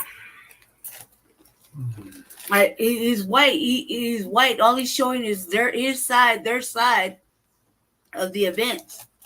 Exactly. Now, like I said, the fact of the matter is the school board needs to be held accountable. The teacher itself needs to be held accountable. And it's not even just on the education board. You need to face criminal charges. They all do. Even the bus driver took them there. You know where he's taking them. Once you saw the little, all you saw was cotton fields for miles. You know where you're taking them. You could have turned around. Mm-hmm. You could have said, hell no. Nah. Like, you could have turned around. No, sir. No, sir. You know what I mean? No, sir. I'm not going to do that. No, sir. He's probably white, too. Everybody's in on it. Look, except for the children. Everybody that wasn't directly involved is going to be like, well, I didn't do this. I didn't do that. No. Everybody, directly or indirectly in this situation, needs to have consequences. Dude, all the little kids are gonna have to go to therapy, and the parents should be taught. Parents should be handled psychological damage there. Yep, right. Yep. Man, dude, like, why? Why would you do it, man? Why would you fucking do it? Like this day and age. It's 2022. We're still taking our kids to the cotton fields. Exactly, but see, this is what I'm saying. Dude, economic slavery ain't ended. If it makes money, it makes sense to them. Yeah, like just like a week ago, Bianca. Real shit. I'm just gonna talk like 2 seconds. I'm gonna let Jesse move forward. A week ago, dude, the KKK was over there putting out flyers in Atlanta and talking about you better beware, wah wah wah, and calling out specific races and mixtures and you know what I mean? And saying that they was gonna do something, putting flyers and walking around fully cloaked, and nobody did nothing. Nobody. They just let them do it. Of course not. Of course not. And the reason why there was nothing done is because it's pack mentality. Yep, that's exactly what it is. I was like, oh man. Once they start moving as a pack, nobody can fully be held responsible. They do some of the most asinine, heinous shit. Mm-hmm. How many more times? 2 more? 2 more? What?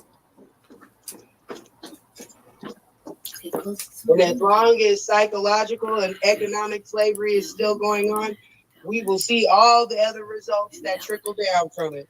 Okay, go ahead, Professor. Yeah, so almost to our next topic. Thank you, Bianca, for your insight. Thank you for your insight. It's like 11. Man, I don't even know how we're gonna do next weekend because we can't do Saturday. What am I gonna do next weekend? You remember free baby? Want me to do it? No, I got it. Is this spots? No, of course not. Okay. So I'm trying to get him out of my chair. I'm gonna share the screen again, so I gotta take you off, Bianca. Okay.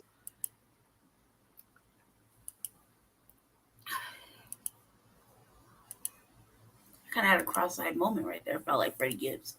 Mm-hmm. All right, so for those that don't know, Dave Chappelle was attacked this week while on stage while performing at LA's Hollywood Bowl. So here's the video. After this stupid ad. I didn't think, Black Panther, I didn't really think there was going to be a video. Because of how she described it when he went out with his, yeah. Commercial.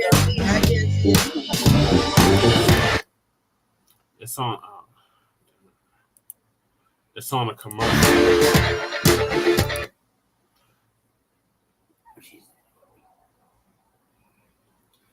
Why don't I don't think we can share with you, Bianca, because the way you're sitting, the way you're at on the thing. Go ahead. After comedian Dave Chappelle was attacked on stage last night in Los Angeles. Chappelle was not injured, but the incident could have turned tragic. Police said the man who rushed the stage was carrying a knife. Is it? CBS's Lilia Luciano has the details. Hold it down. Dave Chappelle never saw it coming. The man police have identified as 23-year-old CBS News, Los Angeles. Has the details. Dave Chappelle never saw it coming. A man police have identified as 23-year-old Isaiah Lee darted on stage and delivered a powerful body tackle that appeared to knock the wind out of Chappelle. Security quickly subdued the man off to the side while Chappelle gathered himself and carried on. Y'all want to rock? Police say Lee had a replica gun with a knife blade tucked inside. Appearing bruised and with a shoulder injury, he was taken to the hospital and later charged with felony assault with a deadly weapon. We got to make sure we protect him at all times, man. Comedians Jamie Foxx and Chris Rock were there. Rock delivered a punchline more than a month in the making. Was that Will Smith? Police have not offered a motive for last night's attack. I do not know or understand at this point that this was a targeted event. Last night was the latest high-profile attack on a comedian. Curtis Shaw Flagg recently tightened security at the Laugh Factory in Chicago after an audience member attempted to rush the stage. Is it that people can't take jokes anymore? More and more people are taking it very personally and really responding in a way that I never imagined. It was a trans man. Chappelle has recently generated intense criticism over several jokes about transgender people, but has not formally apologized. Lilia Luciano, CBS News, Los Angeles. And he shouldn't have to damn apologize. Why does he have to apologize? Formally on Friday, apologize for swim what? lessons on Saturday, Sunday. If you don't like him, turn him off. Right. That's just that simple. There's no reason why he has to retract, recant anything that he said. Okay, can you see it? Can you see? I was trying to make sure I was holding it correctly. You know, you can tell a motherfucker went somewhere a few times. I was like, we're coming down the hall. Let's see what's going on right there. Okay, we can Let's. see You Okay. tell I've been somewhere a few times. So Dave Chappelle was attacked. We still stand with Dave Chappelle here on Front Line Blacc News. We still stand with that. So earlier Some this little eyeballs, thank week, you. Tariq Nasheed did a video saying that this was an inside job, that they were taking people's phones at the door and they weren't allowing people to record anything in the bowl. So how this dude got in there with a knife and a gun, it seems like it was inside job. Yeah, it was like one piece, right? Like And the dude was homeless. These tickets were going for like $300 all the way up to like $1,200. Yeah, there's no way that he wasn't. Look, he didn't sneak in. None of that. No, he was planning. Yep.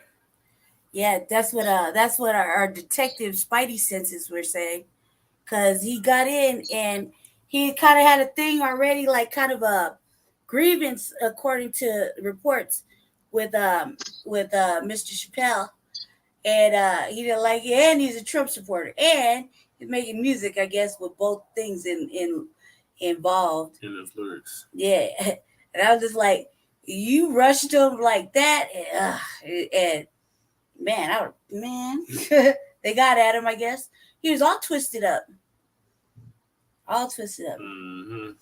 Yeah, Tariq Nasheed said he took his queen out. They went to go hang out and had turned in his phone, and it was expensive, like $300 for him and his lady. He paid $700. Or he paid $700. Mm-hmm. Jesus Well, Christ. see, and that being said, you see what I'm saying? When they put that type of security in place, there's no way that could just be some offstanding, wandering, drifting person that came in. No. Hell no, not at those He was prices. planning, and then, like Dave Chappelle said, he was a member of the LGBTQ IA plus community, and it seems like it was. So quite frankly, this is the thing. People like saying, "Oh, well, he's transphobic, he's homophobic, and all this other stuff." Who's actually committing the hate crime? Exactly. That part. Who's actually committing the hate crime? Well, we're always the perpetrator when it's that. Well, they're upset. He's never actually verbally. He's never verbally. It was always comparison. Right. Mm-hmm. It's comparison to the Black community. So if you want to take what he says out of context, that means that you need better context. Right. But he's always said things in those regards, regarding that community, in comparison to Black rights. Mm-hmm. That's all. Yep. None of that. He's a comedian, and everybody who knows who's ever grew up listening to Dave Chappelle. Turn it off. Right, Dave Chappelle's just Dave Chappelle. That's what he does. Not everybody liked the Carol Burnett show. Right. True that. But it's Dave Chappelle. Yeah, true that. But it's Dave Chappelle, right? So I grew up watching Dave Chappelle show, right? And anything else he made. That's just how he is. Do you know what I mean? That's just who he is. The je ne sais quoi that he carried, that got him famous in the first place has not wavered. Right. Exactly. And that's where I was going with that. It's the tolerance. Yeah. That has changed. Well, Dave Chappelle is basically our modern day Richard Pryor. And Richard Pryor People said, knew how to take jokes once upon a time. back in the Now, day, everything. Richard Pryor said, you're being culturally oversensitized. Yeah. Very Richard emotional. Pryor said, if you can take a dick, then you can take a joke. And that's real. That's real shit. So the LGBTQ is all in their feelings because Dave Chappelle is exposing them. He's exposing the racism within their community. He's exposing the fact that they have capitalized and benefited off the gains of our ancestors. And that there's an agenda being pushed. And he's doing it in such a manner where, because of his profession, you guys can't publicly ridicule him the way that you would a politician saying these things. Mm-hmm. Right. Yep. But he has that social influence Right. as well. Right. And that's what they're so upset about. I think that too. And 'cause, I mean, they can't just be like, oh, well, you can't sue a comedian like that. You Right. can't. Right. And I thought too, this is my opinion only. I think that we're at a time in day and age, right, where we're at war and people are super emotionally sensitive and angry, and they're taking it out in any way they can, especially with our people. Our people are really acting They up made towards us us. reactory. They have made us reactory. Yeah, but what I'm saying, Bianca, is that our people have been extremely reactive towards our people in the most aggressive way this last couple of years, like last 2-3 years. It's so like back to back. It's no longer them with us. It's now us and us. You know what I mean? And it's so angry and so aggressive. It's like, look, we shouldn't be doing this. You know what I mean? Yeah, but we got to look at all of the warfare tactics. It's psychological. They put certain GMOs in your foods, all kind of stuff, and these chemical reactions within our body create basically stress, and it's that's just the natural aspect of it. But then you add the psychological onto it, And it is literally. Talk to me. Okay, yeah. Go ahead. Do you want me to go to the next one? Sorry, Bianca, we gotta move forward because it's getting late. And do you want to go to this one right here? Yes. Read it. Do you want to read it? No, you Maybe. can read it. You sure? Yeah. All right. Let me go. Let me move forward. I'm sorry. You can tell he's getting tired. Yes. Yeah, well, I was right in the middle of a sentence, and I you guys apologize. were talking, and then I stopped to let you talk. Yeah, and then because you were I like, don't know. "Well, I on don't to the understand the next subject." mood. Like I could feel the mood shift, and I was like, "What's going on with you?" I apologize. Go ahead. What were you saying, Bianca? Finish your thought. I apologize. It's good. We should just go to the next subject. Okay. Yeah, because I was just checking on. I was checking on this. I was like, it's all shift. All right, here we go. Okay. This comes from Bex. Fox. How do you do it? Fox. This comes from Vox. How we got here. Roe versus Wade. From 1973 to today. 1 second, Falcon. Holy Jesus. Okay. I was just checking this out. That's like, wowzers. Okay. Let's see. Let me go back all the way up to the top. All right. Sorry, family. Just trying to see if there's a shorter version. It says in 1976, just a few years after the Supreme Court handed down its opinion in Roe versus Wade, most Americans thought abortion should be legal in at least some circumstances. Those numbers haven't changed much. Over almost 50 years, most Americans still believe abortion should be legal in most circumstances. But our politics have shifted dramatically. Anti-abortion Democrats and pro-abortion rights Republicans are dwindling breeds. Why? One major reason is deliberate. Decades-long campaign on the right to overturn Roe versus Wade. Conservative attorneys brought cases that undermine Roe with the hope that by chipping away at the ruling, Supreme Court justices would eventually feel comfortable about striking it down. The anti-abortion movement has focused on building a pipeline of judicial nominees through organizations like the Federalist Society.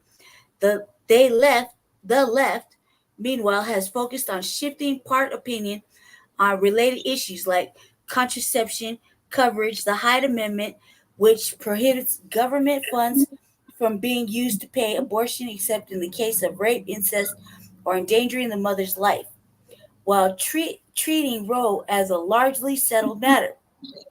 Now, all those years of work by anti-abortion activists seem to be paying off. And the Supreme Court overturns Roe versus Wade as it appears to do based on the draft opinion that leaked Monday night. It was tossed out nearly 50 years ago. Jurisprudence along with it.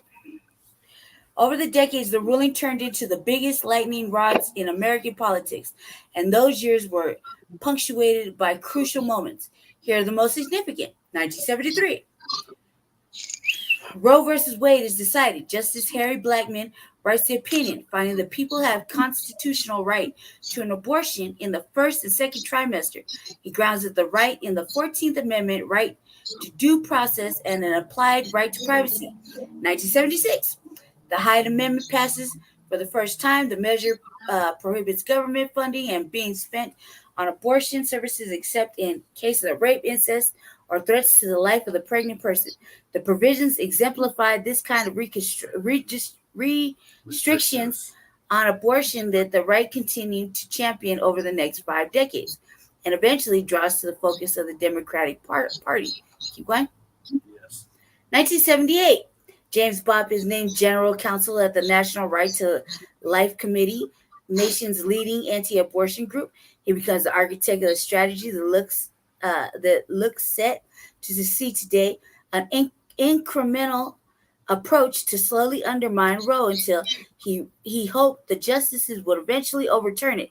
Over the next 4 decades, Bopp helped states and localities draft abortion restrictions, and when those restrictions were challenged, defended them in courts. Bopp also wrote the anti-abortion plank for the Republican Party in 1980. Keep going. Yes. All the way to 2022. So we're in 1980. Okay. A new alliance between Catholics and evangelicals. Jesus.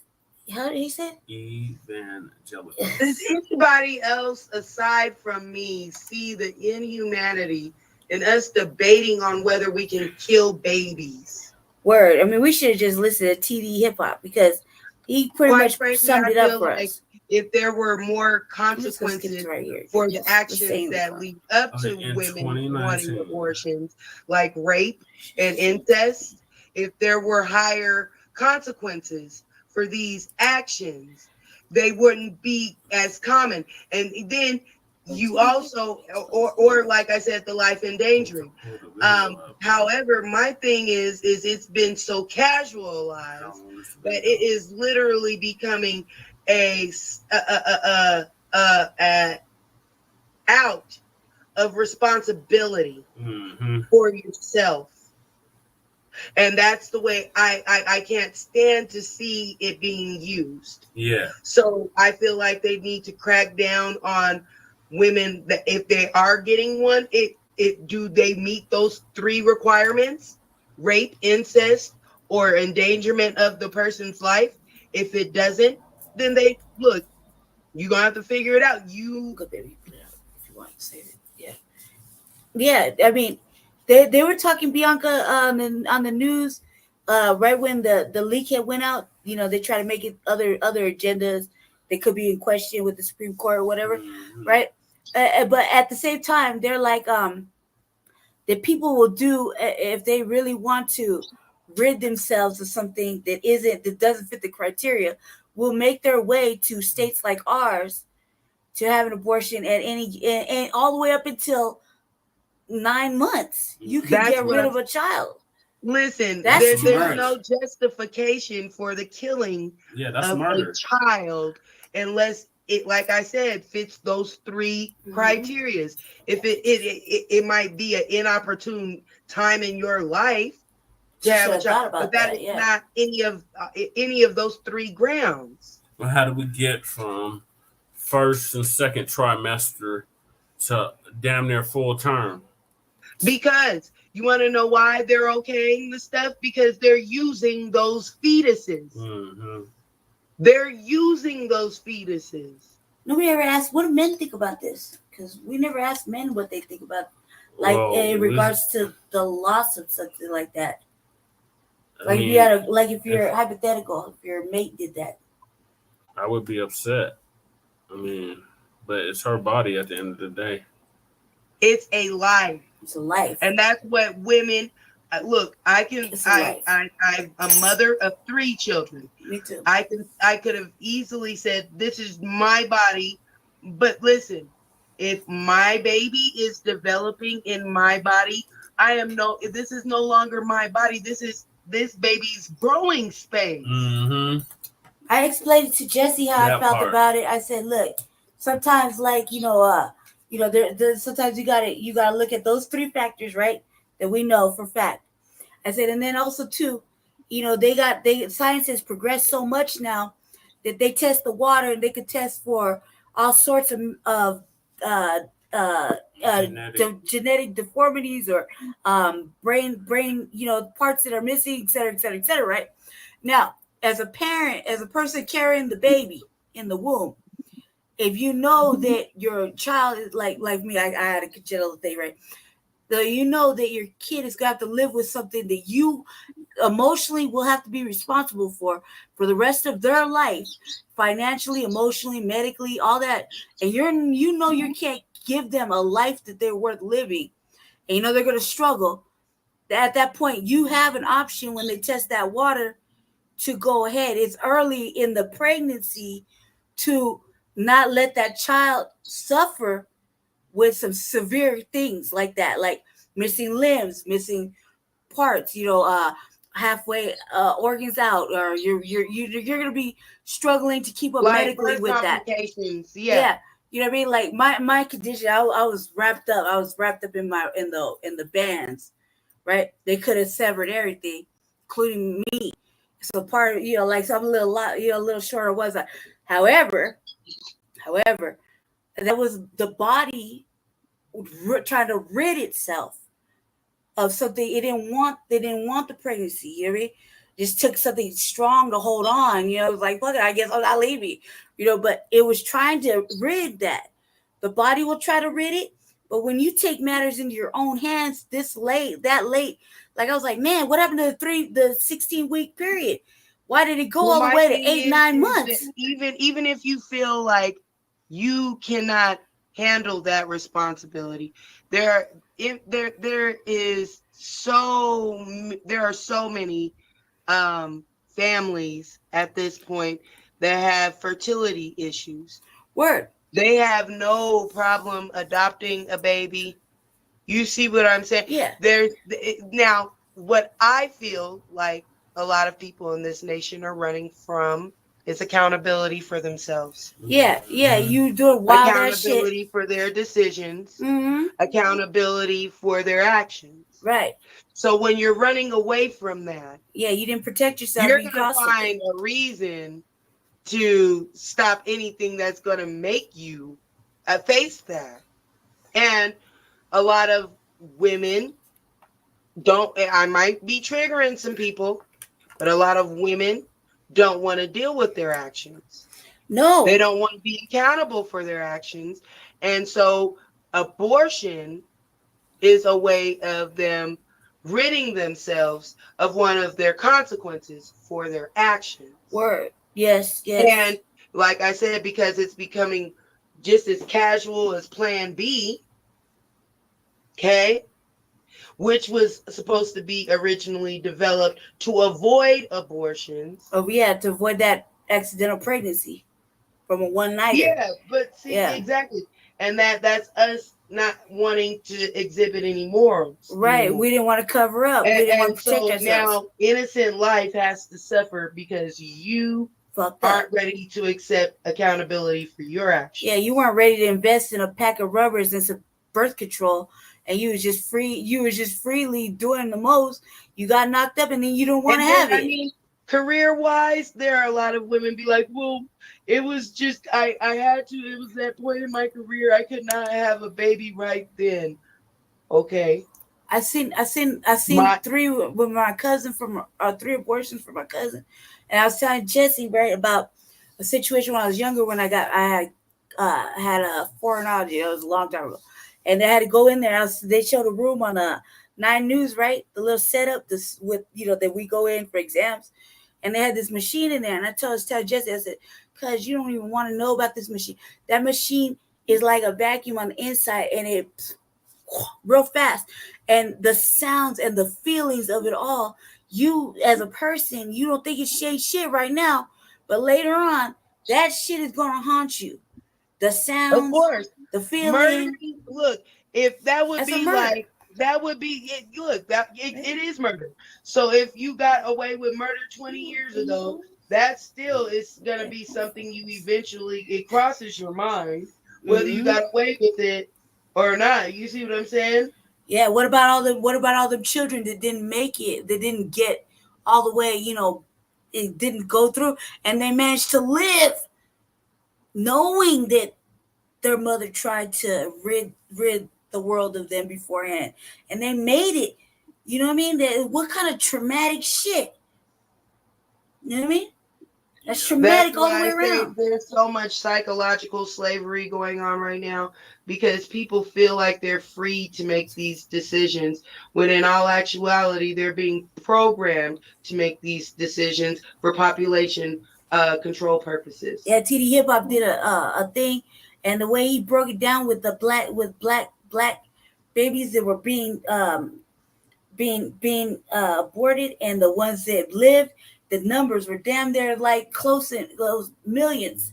And I was like, why? The safest place once upon a time for our children was in our womb. Now it's most dangerous. The most dangerous is like not only do you got to worry about the womb, you got to worry about the surrounding situations outside to protect you and the what's growing in the oven, and then you got more shit to worry about after the fact. And please don't let it happen that where God smiled on them and gave them something that they have to live with forever.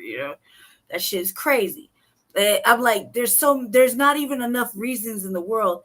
There's parents that could adopt. There's people that want children. You just got to be more responsible if you're going to be irresponsible. You know what I mean? And like I said, don't get me wrong, because like I said, there are the cases where there's rape, there's incest, and this might be something that can potentially kill this person. I can understand in all three aspects of that. So I don't want anybody to be like, oh, Bianca, you know, I that's not what I'm saying. That's not what you're saying at all. Is if we are not, if they're not being used, if that process is not being only used for those three circumstances, then it's murder. It's flat out, it's murder. Yeah, it is murder, dude. And you're right, absolutely. And I don't think anybody could say that. I mean, I would look at it this way. Look, I'm a regular woman, and I have seen life. I have brought life here, and I have lost many in my own body, and I have seen many get taken out with that damn machine. And I just want to see more black babies. Yeah, that's all I want to say. And if you can't, you bring them into the world. Let that light shine through. I also, I feel like there's that one chance for us to redeem ourselves from all that feminism shit. You know what I mean? That was clouding everything, and start fucking actually raising life and actually being responsible fucking people. Once we as everyone stop just focusing on ourselves and we focus on the family as a whole again, because society is pushing it to where everybody is worried about themselves. Yep, there's no more family. Women worried about women's needs. You know what I'm saying? Men are worried about men's needs. Mm-hmm. When nobody is actually generally thinking about the family's needs, both male, female, and child's needs. Right. There's no nuclear family either. Nobody's even trying to have that anymore. It's really sad. Just like they don't want to get married. Nobody wants to believe in marriage. They just want to, cohabitate. There's an article about that on the news. It's like, God, man, like, what kind of world are we living in now? Any type of prior structure, because of the new world order, is going to come across as primitive, or that was how the reason why things were the way that they were, that type of stuff. So they're going to be trying to break everyone away from it. Hold on, Bianca. No morality, then everyone's enslaved. Sorry about that. Chase had a long day at the garden. All right, yeah, I'm listening, Bianca. You see, he's over there filling the lokes. See, I was looking at him through the lokes on the side. I'm like, switch spots. Okay, all right, yeah. Bianca, we knew it was gonna leak somehow, and I'm not really upset about it. I pray that we bring in some more lives in the world, because we're starting to dwindle off like everything else. But also too, I expect the influx into Denver, like majorly, you know what I mean? Because only a handful of states have the law like we do. And it's very upsetting, but at the same time, it's who am I to fucking hold you to that. That's between you and who you pray to at night and who you look at in the middle of the night. You're the one got to live with that shit. You know what I mean? I've had many that I had to let go naturally. It was just like, that shit fucking devastated me. I don't think I could do it. That's just me. I'm grown now. I mean, I remember I had my first kid, and I was like, I told my dad, I was like, hell, no, I don't want this shit. And he said to me, if you get rid of it, I'm going to disown you. And I didn't want that to happen. And I was kind of thankful, because I just thought it was going to be me and the one. And so I was, looking forward to that whole experience, because I didn't know mama, but I had a book, And I was talking to Little Stomach and shit, putting music on a little, we was in the east side, had little headphones on. I was just, watching the city and everything. I was working at El Chubby's in Aurora, And I didn't expect him to come 3 months early. I didn't even name him for 3 days. I thought some other baby was my baby. And they were lying, okay? Because he was too small. And I was too big. I just couldn't fathom. I thought the well baby was my baby. They were trying to play. They were trying to play with me. And no, it just happened to be him. He was just sick like me. And, it took him to die for me to snap into it. You know what I mean? He stopped breathing on me. I was like, ah! I was reading in Vibe magazine with Snoop Dogg changing his Snoop line. And he died on me. He said, stop breathing. And I just shake him, and that's when it clicked in. I upset everybody because I couldn't, do things like normal mothers. Because I didn't have that instinct yet. It hadn't kicked in. That nurturing instinct. At the time it kicked in, I didn't have no children. They were already been gone like 10 years before that nurturing thing had kicked in. And I know that all I wanted was that first one, because my pop said if I got rid of it, it was going to upset me. And life has its way, but I don't regret that. I don't regret any of them, or the ones that Allah took or whatever, the Rishas took. I don't really regret it. I think I would regret it if I did it on my own for no goddamn reason, but just because I was irresponsible, and I'm okay with being a single parent because I was just okay with it. I wanted it. You see what I'm saying? What I want. But at the same time, people aren't thinking about the baby not wanting to come if the baby don't want to be here. You know what I mean? So, well, we're all selfish. And then at the same time, not only you're selfish, arrogant, and then so easily to throw something away. That's the type of society we live in. Yeah. That's the travesty. They don't have no choice, and we're just, irresponsible, selfish, and that's what I'm saying. There's no consequence. No conscience. And no consequence, no consciousness as far as our morality anymore. Because when we say, no for something, the first thing, why not? Because I said no. And it's I should be able to say no to something in my house, as far as my children, they know that there are no's in my home.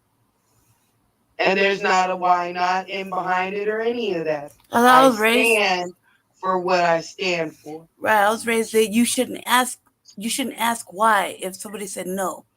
You should just move on. Like my parents were like, you should question. Don't get me wrong. You should question things to have a better understanding. Yeah. But not to have your way. Like combat with it. Yeah. I was very like, man, like I said no. No means no, and don't question me. And I kind of live with that. And at the same time, it's like there's certain things that the little kids need to know. You know what I mean? No matter how common it is in their school, that it's no at home. Yeah. Well, look at public schools. I used to fear my little girl go to public school, and I was right, But at the end of the day, I felt it because I'd watch public school turn out. My friends were having babies at like 13, 14 years old. I'm 13. I'm not even looking at boys like that at all. Okay, I'm not looking at them like that. You know what I mean? I just want to run and sing and dance and do whatever, but not looking at them. But I had friends that were getting pregnant. You know what I mean? They were getting pregnant, and I I'm like, I'm just not like that naturally anyway. But I was confused, because I didn't think the body could really maintain it, and it does. The people, it's like I was scared for my little girl. Anybody who has a little girl is gonna feel that way. You know what I mean? That your kid is gonna come home one day, not being a virgin and being knocked up to some boy that you can't get along with, and you don't get along with his family, and that kid ain't even on the same principles as you, and you're just thinking, what kind of grandkid am I gonna have, and what kind of what am I gonna have to deal with these other people? I can't even raise them all the way like I want don't know. to. I'm really thankful, and this is, I don't know, just really thankful that, because I have seen it, but I haven't personally experienced that fear because it was the way that I taught my daughter, you know, how to look at things and people and situations. And so I believe if everybody were to take that type of time, we definitely wouldn't even have the amount of teenage pregnancies and stuff that we have here. Right. True indeed. True indeed, man. Even though now my friends are all the same age, they got children that's like 30 years old, 20 years old, 25 years old. You know, that shit is crazy to me. And at the same time, you know, I just because I'm not close with the children or the ones I had. It's been a long time actually. I feel like trying. I look at them with envy because at least they had someone to correct, to watch grow. You know what I mean? And people that are out there that need children, they need a lot. There's a lot of people that can't have no babies. You know what I mean? There are a lot of people. Yeah. So, but yeah, just to sum up what I was saying about abortion, it's not something. I just hate how casually I'm seeing it used now, and it is a form of murder. If it is not to save your life, because of rape, incest, or, you know, health complications that prevent you carrying a child. And I said what I said. I'm in it. Yeah. It's murder. So I was telling Jay too. We have to really snap back into it as a people and stop letting them sugarcoat sins. Well, not sugarcoat sins, sugarcoat crimes. Yeah. You're right. You're right. Also, too, and use crimes for their benefit. Yeah, flat out. That's all I have to say about it. Okay. What's the next one? I was telling Che as I get the next one ready about, you know, when a product of rape is done by a sociopath or a psychopath. You know what I mean too, and that's another reason people were getting rid of unwanted violations. You know what I mean? They didn't want to carry something that could do the same. Genetically might carry those traits. I get it. I'm gonna read this one. You want me to read it? Want to read it? Want me to read it? Is this a video? Okay. Okay, so excuse me, Black family, I was chewing candy. Kevin Samuels dead at 57. Breaking news. This is from TMZ. Kevin Samuels, famous for dishing out controversial dating advice on social media, is dead, sources confirmed to TMZ. The influencer and self-proclaimed image consultant, lifestyle coach, and dating expert died Thursday in Georgia. According to police obtained by TMZ, EMS was called to Kevin's home Thursday morning for a person injured and found Kevin unresponsive on the floor of his apartment.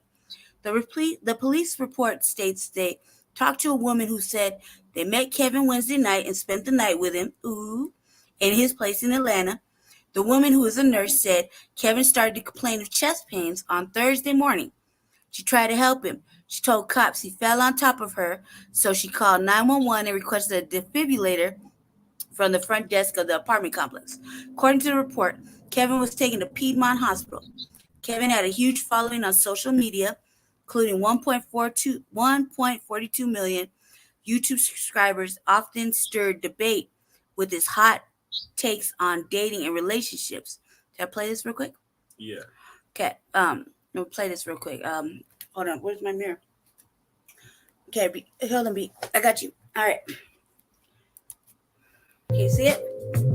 Can you see it? I cannot say what's wrong or right.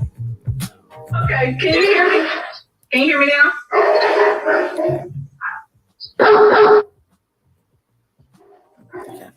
Sorry about that. Those were hers. Hey, can you hear me? Yeah, are you a PhD? No. I'm a PhD. How many dogs you got? One. Really? I'm sorry? What kind of dog is it? He's a cane corso.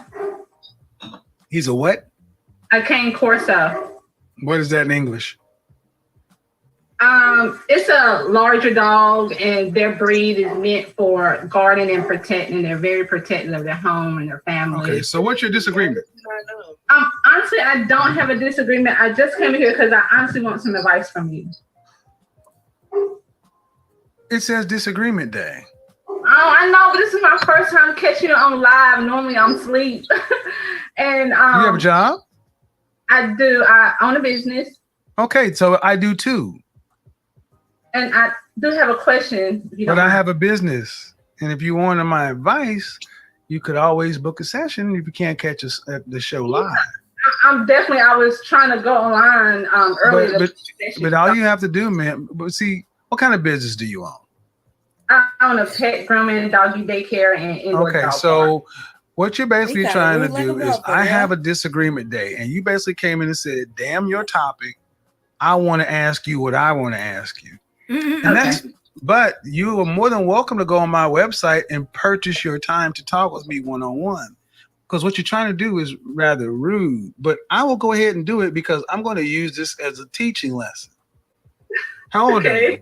How old are you? I'm 35. 35 years old. 35 years old and you're a business owner. Uh-huh. Uh-huh. And what's your question?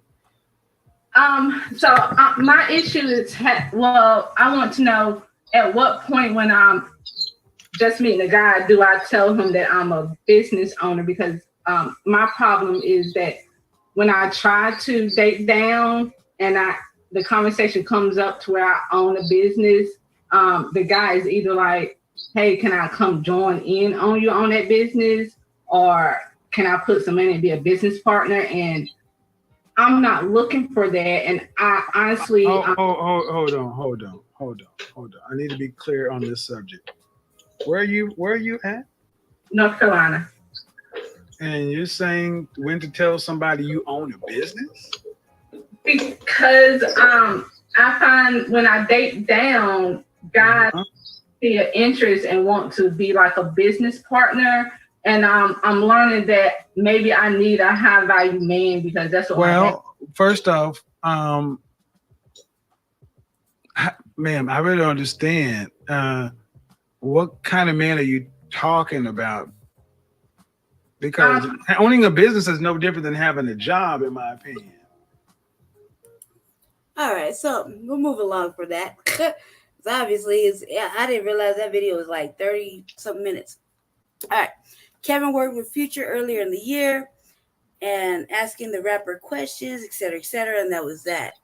Basically, dude died, and everybody was there was a lot of people that I guess online that was happy and kind of, because I guess he was, he was mean to women or whatever. There was a lot of men that were like, disappointed and sad because they kind of dug his advice.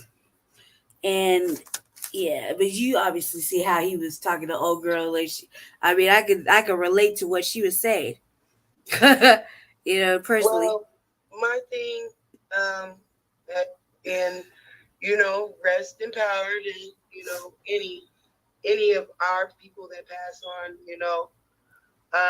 however, character speaks a lot about a person, and I can say that yes, there were men and women that looked very much into his advice and stuff like that.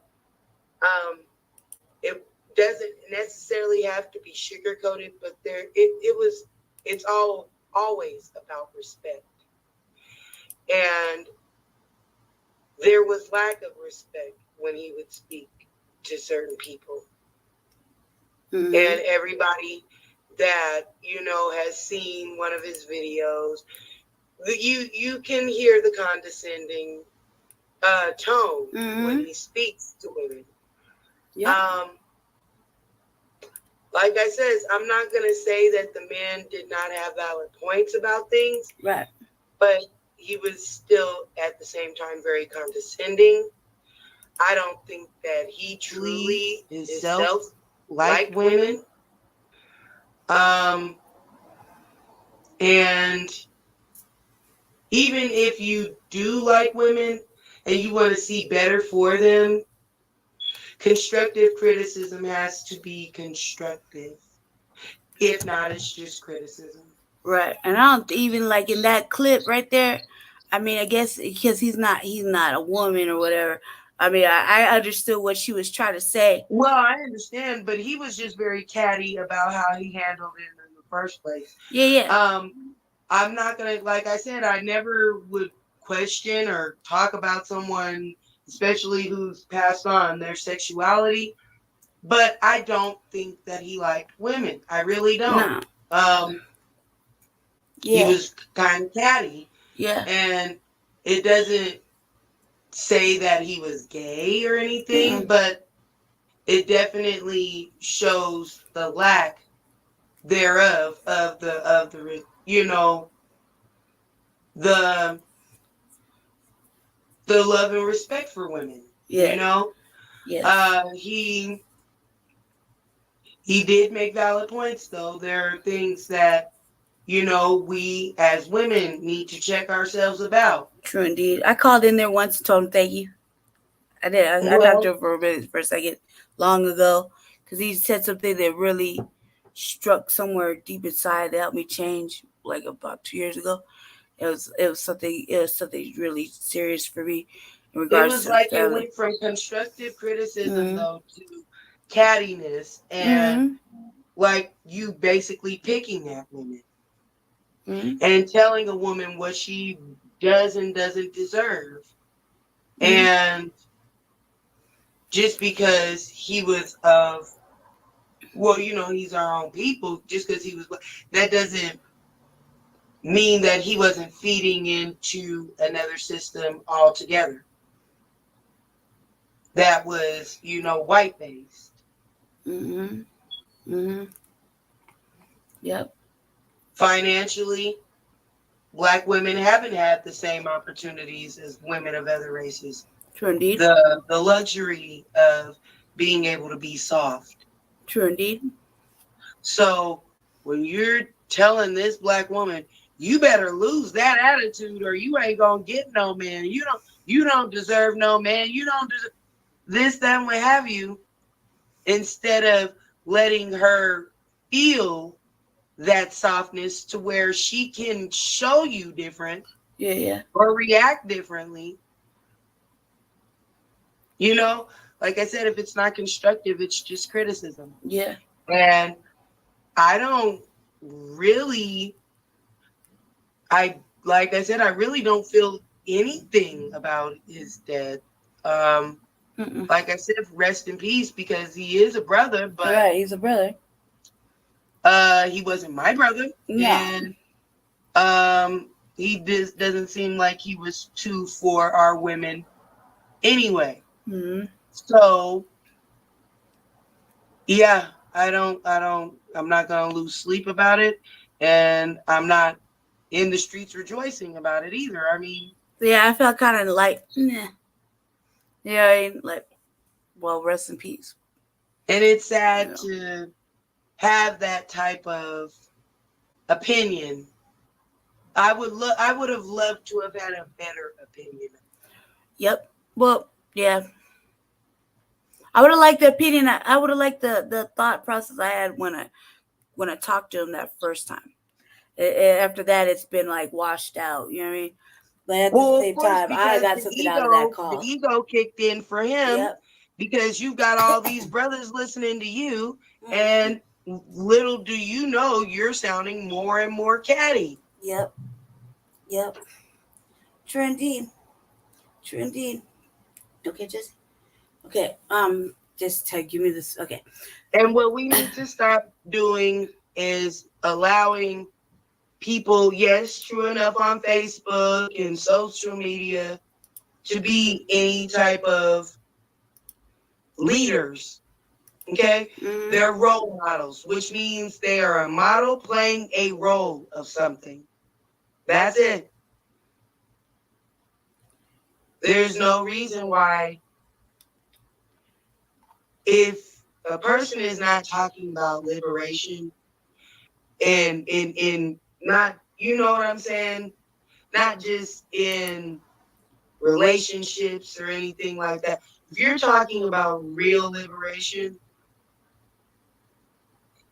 I could get behind, you know, saying that that's like a social media leader or something. But if you're not doing any of that, you're a role model. That's all. Even if you're a positive one, you're a role model. Yeah. This is true. This is true. Can you see me? All right. So I have to move this a little forward. Hold on 1 second. We got 2 more topics, and that's the unhoused neighbors. So 1 second. Let me get to share the screen with you so that you can see what I'm talking about. And you can see me, right? All right, bet. Okay, good. Let's get to this next section. This is my Before I forget, happy Mother's Day, because it is after 12. Oh shit. Yes, I forgot. I forgot. Thank you. Happy Mother's Day to you too. Thank you. I totally forgot. That's yeah. I don't even know what to say, family. All right. All right. Thank you. Thank you, Bianca. Happy Mother's Day to you too, and I hope you have a good one. I'm gonna go visit my daddy. All right, or my brother's daddy. Here we go. I'm gonna read to you about the 2 updates from Denver Homeless Out Loud, and that'll be that because the sweeps, man. I think they're trying to pull the okey dokes. All right. This is from the 18th. Wait. My bad. I apologize, Black family. All right. 2 days ago, May 6th. Okay, yeah. Let's read that. Okay. I'm gonna read April 25th. I'm sorry. Because they haven't really updated, family. You know we pay attention every week. Historically it's been because it's Denver Homeless Out Loud on Facebook. I've been like, where the fuck have they been lately? Historically, it's been because you don't know what the impacts are going to be from the additional density, Ferrara said, pointing to a potential parking issues as an example. The stereotypical reason why people are NIMBYs, not my backyard, is because especially if you're bringing in lower price housing, you're bringing people who are different than they are, and it's the unknown. Notice the contrast in the statements. One is the justification for not allowing more density parking, and the other is likely the reason people will go to the effort of coming up with a parking type justification, othering, that they are not like us. In the end, we fail to build the kind of housing we need, and folks end up on the streets as a result. And that was from Denver Post. It says Denver homeowners' attitude changing on multifamily units in their neighborhood. All right, so we're going to scroll up because that was on the 25th. Now, we go to the 6th, right? Keep in mind, Black family, last week and the week before, we looked at Denver Homeless Out Loud, and the week before that, and there was never any news. Okay, so May 6th, the 10th Circuit Court of Appeals filed a decision on Deagle's appellate case 21-1005 on May 3rd. On May 3rd, the 10th Circuit Court of Appeals filed its decision on Denver Homeless Out Loud's appellate case 21-1005. Justice M.C. Hugh and Justice Murphy writing for the majority and the Justice Rossman dissenting. This case is unusual in that it was not actually reviewed by the panel. No arguments or evidence was presented. The majority decision did not address the merits of the case and instead of exploiting a small piece of standard language of legal sentiments to avoid ruling on the issues in this case. The majority decision cites the Lyle settlement as having detailed protocols for Denver future enforcement, the Kepi ban, and releases a broad range of city parties from present and future liabilities. What does that mean, Jesse? The majority decision vacates the district court order, which removes the 14th Amendment injunction relief claim. However, many other claims in this case will need to be addressed by the court, So we continue to move forward on our other claims within the suit. Justice Rossman wrote a strong dissent stating, unwarranted exercise of appellate discretion, unwarranted sponte action, use of wrong Spontaneous. No, it doesn't say that. It says sponte.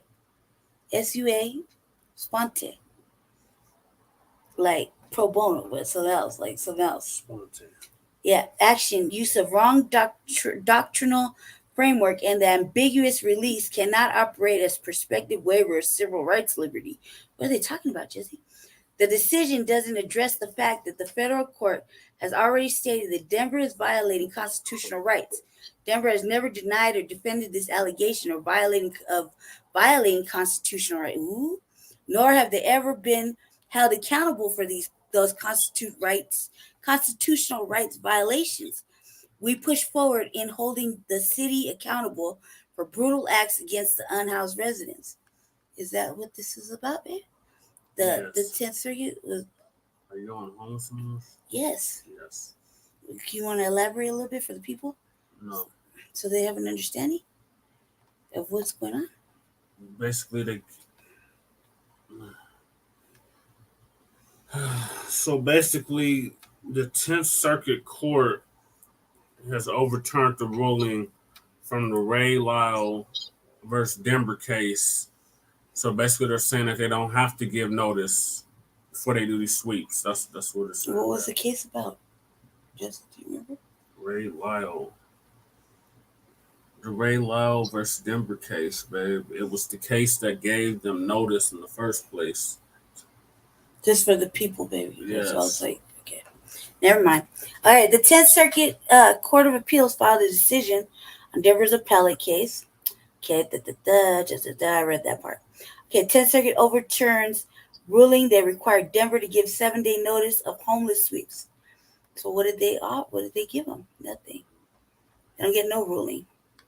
No, the ruling is they don't have to do this. They don't have to give notice anymore. Yeah, that's probably why that shit happened over there by your crib, right? Well, that was before that. Yeah, this happened. This happened on yesterday, right?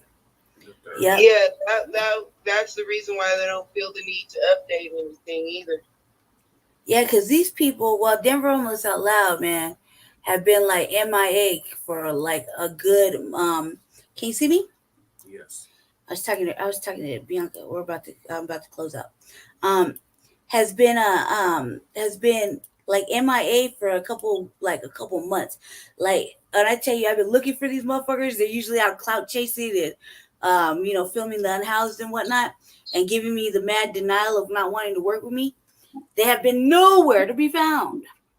Nobody has been around filming sweeps. I'm doing my best with the heart and everything, try to get there on time or whatnot, or not get lost, right? But also I feel like they're doing the old okie doke where they say you're in one spot for a sweep, and there's nothing that says there was a sweep there. Like, there's no people moving around carts, there's no trash trucks, there's no police, there's no fencing, there's no nothing, and the area is like clean and like people haven't been there. And that's not even like the case. I've been for 5 motherfucking years. I've seen sweeps. Like there's a big lead up and lead away. You know what I mean? You could sense trauma going in 5 different directions. There's beep beep beep and fences and all kinds of crazy shit going on. And I know that I'm there around the time that even if it was getting over with, these people are nowhere around. There hasn't been Denver Homeless Out Loud, Mutual Monday, any of the other people that film and are just out there like, oh, look at the shaves, nobody's been out there. And so when I go to specific spots, there's no evidence of like an actual sweep, even though we'll get an email that says there is. You see what I'm saying? I feel like it's all okie doke. Like they try to pull, like whatever. And even so, like this update, I was trying to get Jesse to tell the people what it meant. It just meant like one day there was a whole bunch of campers and tents and stuff right around the corner from the spot. And I kept telling him that one day I was out going to the store and I saw the police profiling the RVs. And I'm over there fixing my chair, like adjusting my hoodie. It's cold, windy, and stuff. And I'm just messing around, just sitting there watching them watch them, and me watching them and them, right? And they kept profiling, we kept riding around. And I went inside to Jesse's house, spent the night, came back out. I think it was like 2 days later, they were gone. But all the trash that the people left was directly across the street, unpicked up, just dispersed, like they like just whatever, like it was when they were camping there. They didn't have nowhere to put it, so they walked it across the street to the empty lot, and it was just sitting there. So if there was a real sweep, that shit would have been picked up, but it wasn't. It was like the police harassed them and moved them because there was no signs. And in the neighborhood, in Jesse's area, the neighborhood rides around in their cars and kind of looks out for the people that are camped on the street discreetly any time of night, right? So we also looking out for the police, right? They're stalking them. They didn't ever put no signs up. And this is like what, less than a month ago, Jesse? Or more, maybe? And I was like, where did all my people go? Because I had a friend, like a friend and a cousin over there. It's like, where did they go? Nobody knows. Just like all the arrests down in Union Station, was going to jail. But when did they gotten out for like minor crimes? Can't tell me they're over there moving big things. Like, they keep saying they're finding those big packs in houses, in suburbs, not in Union Station. Even if you are using paraphernalia or you got something small, you would be out the next day or the day after. Where are all these people? According to Newsbreak, it's been 932. According to Paisley, it was like over 1,400. Where did the rest of the people go? The math doesn't make sense. And where are the service providers? Where's the services? A lot of things. And then the fucking bus driver gave me real quick. I'm about to hang it up, baby. Hold on a second. Bus driver gave me I got on the bus. I was looking at it. I got lost and just told me to come over, right? I'm on my way from a sweep and I got lost, right? They gave me this on the bus. It is a fucking service thing, right? It says community resources. And it puts the CCH on there, Colorado Coalition for the Homeless, right? Talks about the PATH program. It says community resources such as assistance in applying and getting on a wait list for permanent housing, short-term case management, referrals to other agencies, referrals to PATH program, supportive counseling, individual psychotherapy, that's a lie, crisis intervention, referrals to treatment programs in the community, pay-e-ship referrals, key mind, pay-e-ship, assistance in completing benefit applications, hygiene products, and information assistance on immigration matters and advocacy. This is not resources, man. This is like a pass the buck type shit. And for Colorado Coalition for the Homeless, it's holding all the motherfucking vouchers and the housing and all the processes. What are you doing? And you're handing it, you got it on the RTD so the driver can just hand it willingly to anybody who gets on the RTD. There's not saying, come right here if you want to eat a meal, get a sleeping bag, wash your clothes, possible bathe, and sleep overnight on a cot or a mat. It's not saying any of those things. It's saying like 4 times, referral to other agencies, referrals to PATH program, referrals to treatment programs, assistance in completing applications, information. And there's 4 or 5 of these agencies that are all with the same common denominators and keep getting the same more money every couple of months. This is a failure. This is misappropriation of funds, and I don't know what else. And who's suffering? I wrote something the other day. It was like, it's flat out lying. Yeah, I wrote something like jail is not a housing option. They're doing stuff with money that they're not. Right. I was like, jail is not a housing option to rid yourself of the city's shame that you created. This is a creation, and it could have been fixed a long motherfucking time ago. Jail is not the answer to hide everything. Oh, you got 37, 40,000 luxury apartments and places where people could sleep. And you can't put nobody there, right? and you never run out of jail space. There's always a mat. There's always a spot on the floor, a boat. There's always a bunk. They never fucking run out. So where's all these people? You can't tell me they're all doing tours around the jails. No, for minor things like being fucking escapism at the Union Station and being homeless. Yeah, that's how I could refer to it. Everybody got issues, so I'm going to refer to it as escapism. With 5 agencies, they'll trash their own fucking Union Station. They'll crush the benches. They'll take out everything that people sit on, so they can find a way to not be comfortable, to go in and arrest them. They catch them on the train trying to stay warmer. I don't know if anybody's been outside in Denver. It's been cold and either cold and rainy or cold at night, like more chilly than usual. Downtown, I'm in Aurora. Downtown, even the west side, it all shifts in temperature. Mm-hmm. It's not summertime at night at fucking, right now it's 55 degrees. Who knows what it is downtown? It could be 50. It could be 44. Either way, man, this is unfair. It's wrong. And that's all I got to say about that. And more to come on that. Not apologizing. We don't know what's going to happen next week. I got a busy week with a whole bunch of things with Jesse. And Jesse's still going to continue his run for mayor. And I don't know how else to close it, but baby, you want to give your final statement? Bianca, you want to give your final statement before Jesse does? Peace, love, and Black empowerment, everybody. We got to stay on code. We got to stand up for things. We have to make sure and hold people accountable for the actions that are going on that we're not going to tolerate anymore. And as far as with the education system and everything, just making sure that you are proactive about what you teach your children so they can't just be taught who they aren't. You see what I'm saying? Teach your children who they are so they can't be taught who they aren't. And education for yourself. Knowledge ain't free. You got to pay attention. Yeah. When great knowledge comes great power. That's really all I can say. Continue to educate yourselves and let's fight economic and psychological slavery and push towards liberation. Yep. I concur. Go ahead, Jay.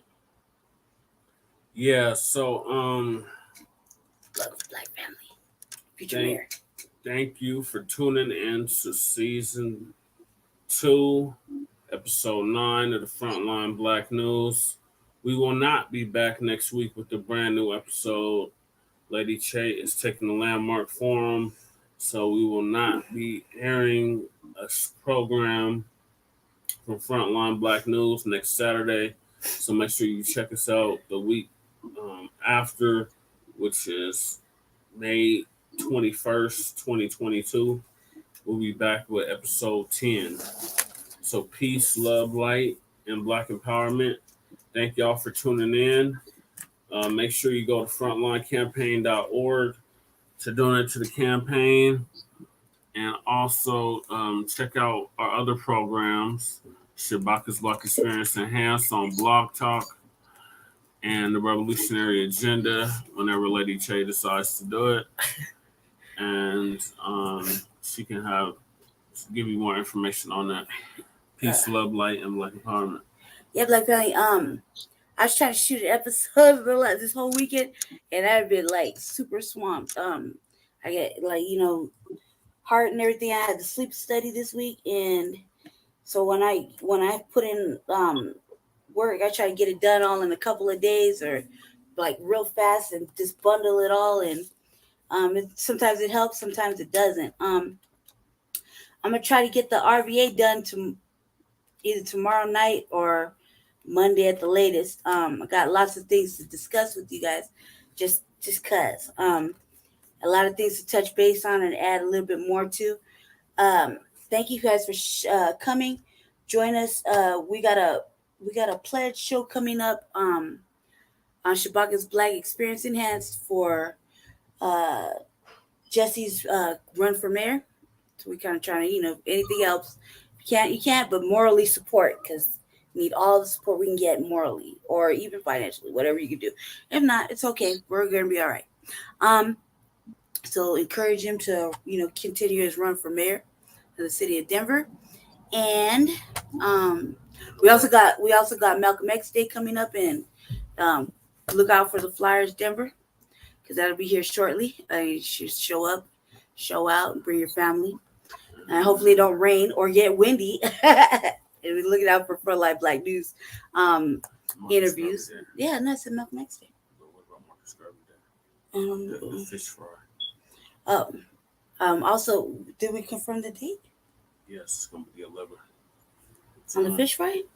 Yes. But that's not. The fish fry is before the Garvey Day, right? Yes. Yes. Okay, I was focused on Malcolm X Day. We also got a fish fry coming up on the, I believe it's the 11th of June, which is a meet and greet. Is a fish fry? Fish fry and some meet and greet. Fish fry fundraiser, right? Yeah. Right? Yeah. Fish fry fundraiser. Help me out, but y'all can help me out because I don't understand what you said. The fish fry. The fish fry meet and greet will be for community members to come out and meet Jesse. He and hear his ideas and his plan, his campaign for running for mayor. Come out and support. There will be food, there will be literature, and we will be able to have a word from him as well. And this is at the Dahlia Square, right? Yes. Right. I was trying to figure out where it was because I don't have the paperwork in front. I don't know. I wasn't expecting it. Also, too, it's a fish fry, and I thought it was a fundraiser for the Garvey event as well. Yeah, well, yeah, Okay. for that as well. Yeah. Okay, so we just got to make sure we incorporate that Black Family. So show up It to is both. 1 o'clock. all three I events. love you guys. I'm trying to hang in there. Peace. But I got to go to bed. All right, Okay. love you. Love you, sis. Right. Peace. Peace. Thank you. All right. So, Black Family, the event is a two-part thing, but mostly you'll be there to meet and greet with the future mayor of Mr. Tangibles and his black agenda, right? Mm-hmm. I look forward to like a little RVA interview too, so to update you guys with. We've had a heavy week. Jesse we could also tell him that we were on the Bard show too. Yeah. Yeah, so much to say, but he's tired and he's been working in the garden and whatnot. So thank you, family. Join us for Shabaka's Black Experience Enhanced on Tuesdays, Blog Talk at 7 p.m. Pacific time? Pacific Mountain Time? Help me out, good. It's 6 p.m. Pacific time. 6 p.m. Pacific time, right. And next week, we're unable to do the RVA. I'm trying, family. You won't let me. So I'm trying, okay? So join us for that the following week. And the RVA, hopefully I can get it done. Thank you, and you guys have a good evening, and thanks for tuning in, paying attention. Hopefully you learned something. Stay black, stay dangerous, and stay away from everybody. Peace. Peace. Mm.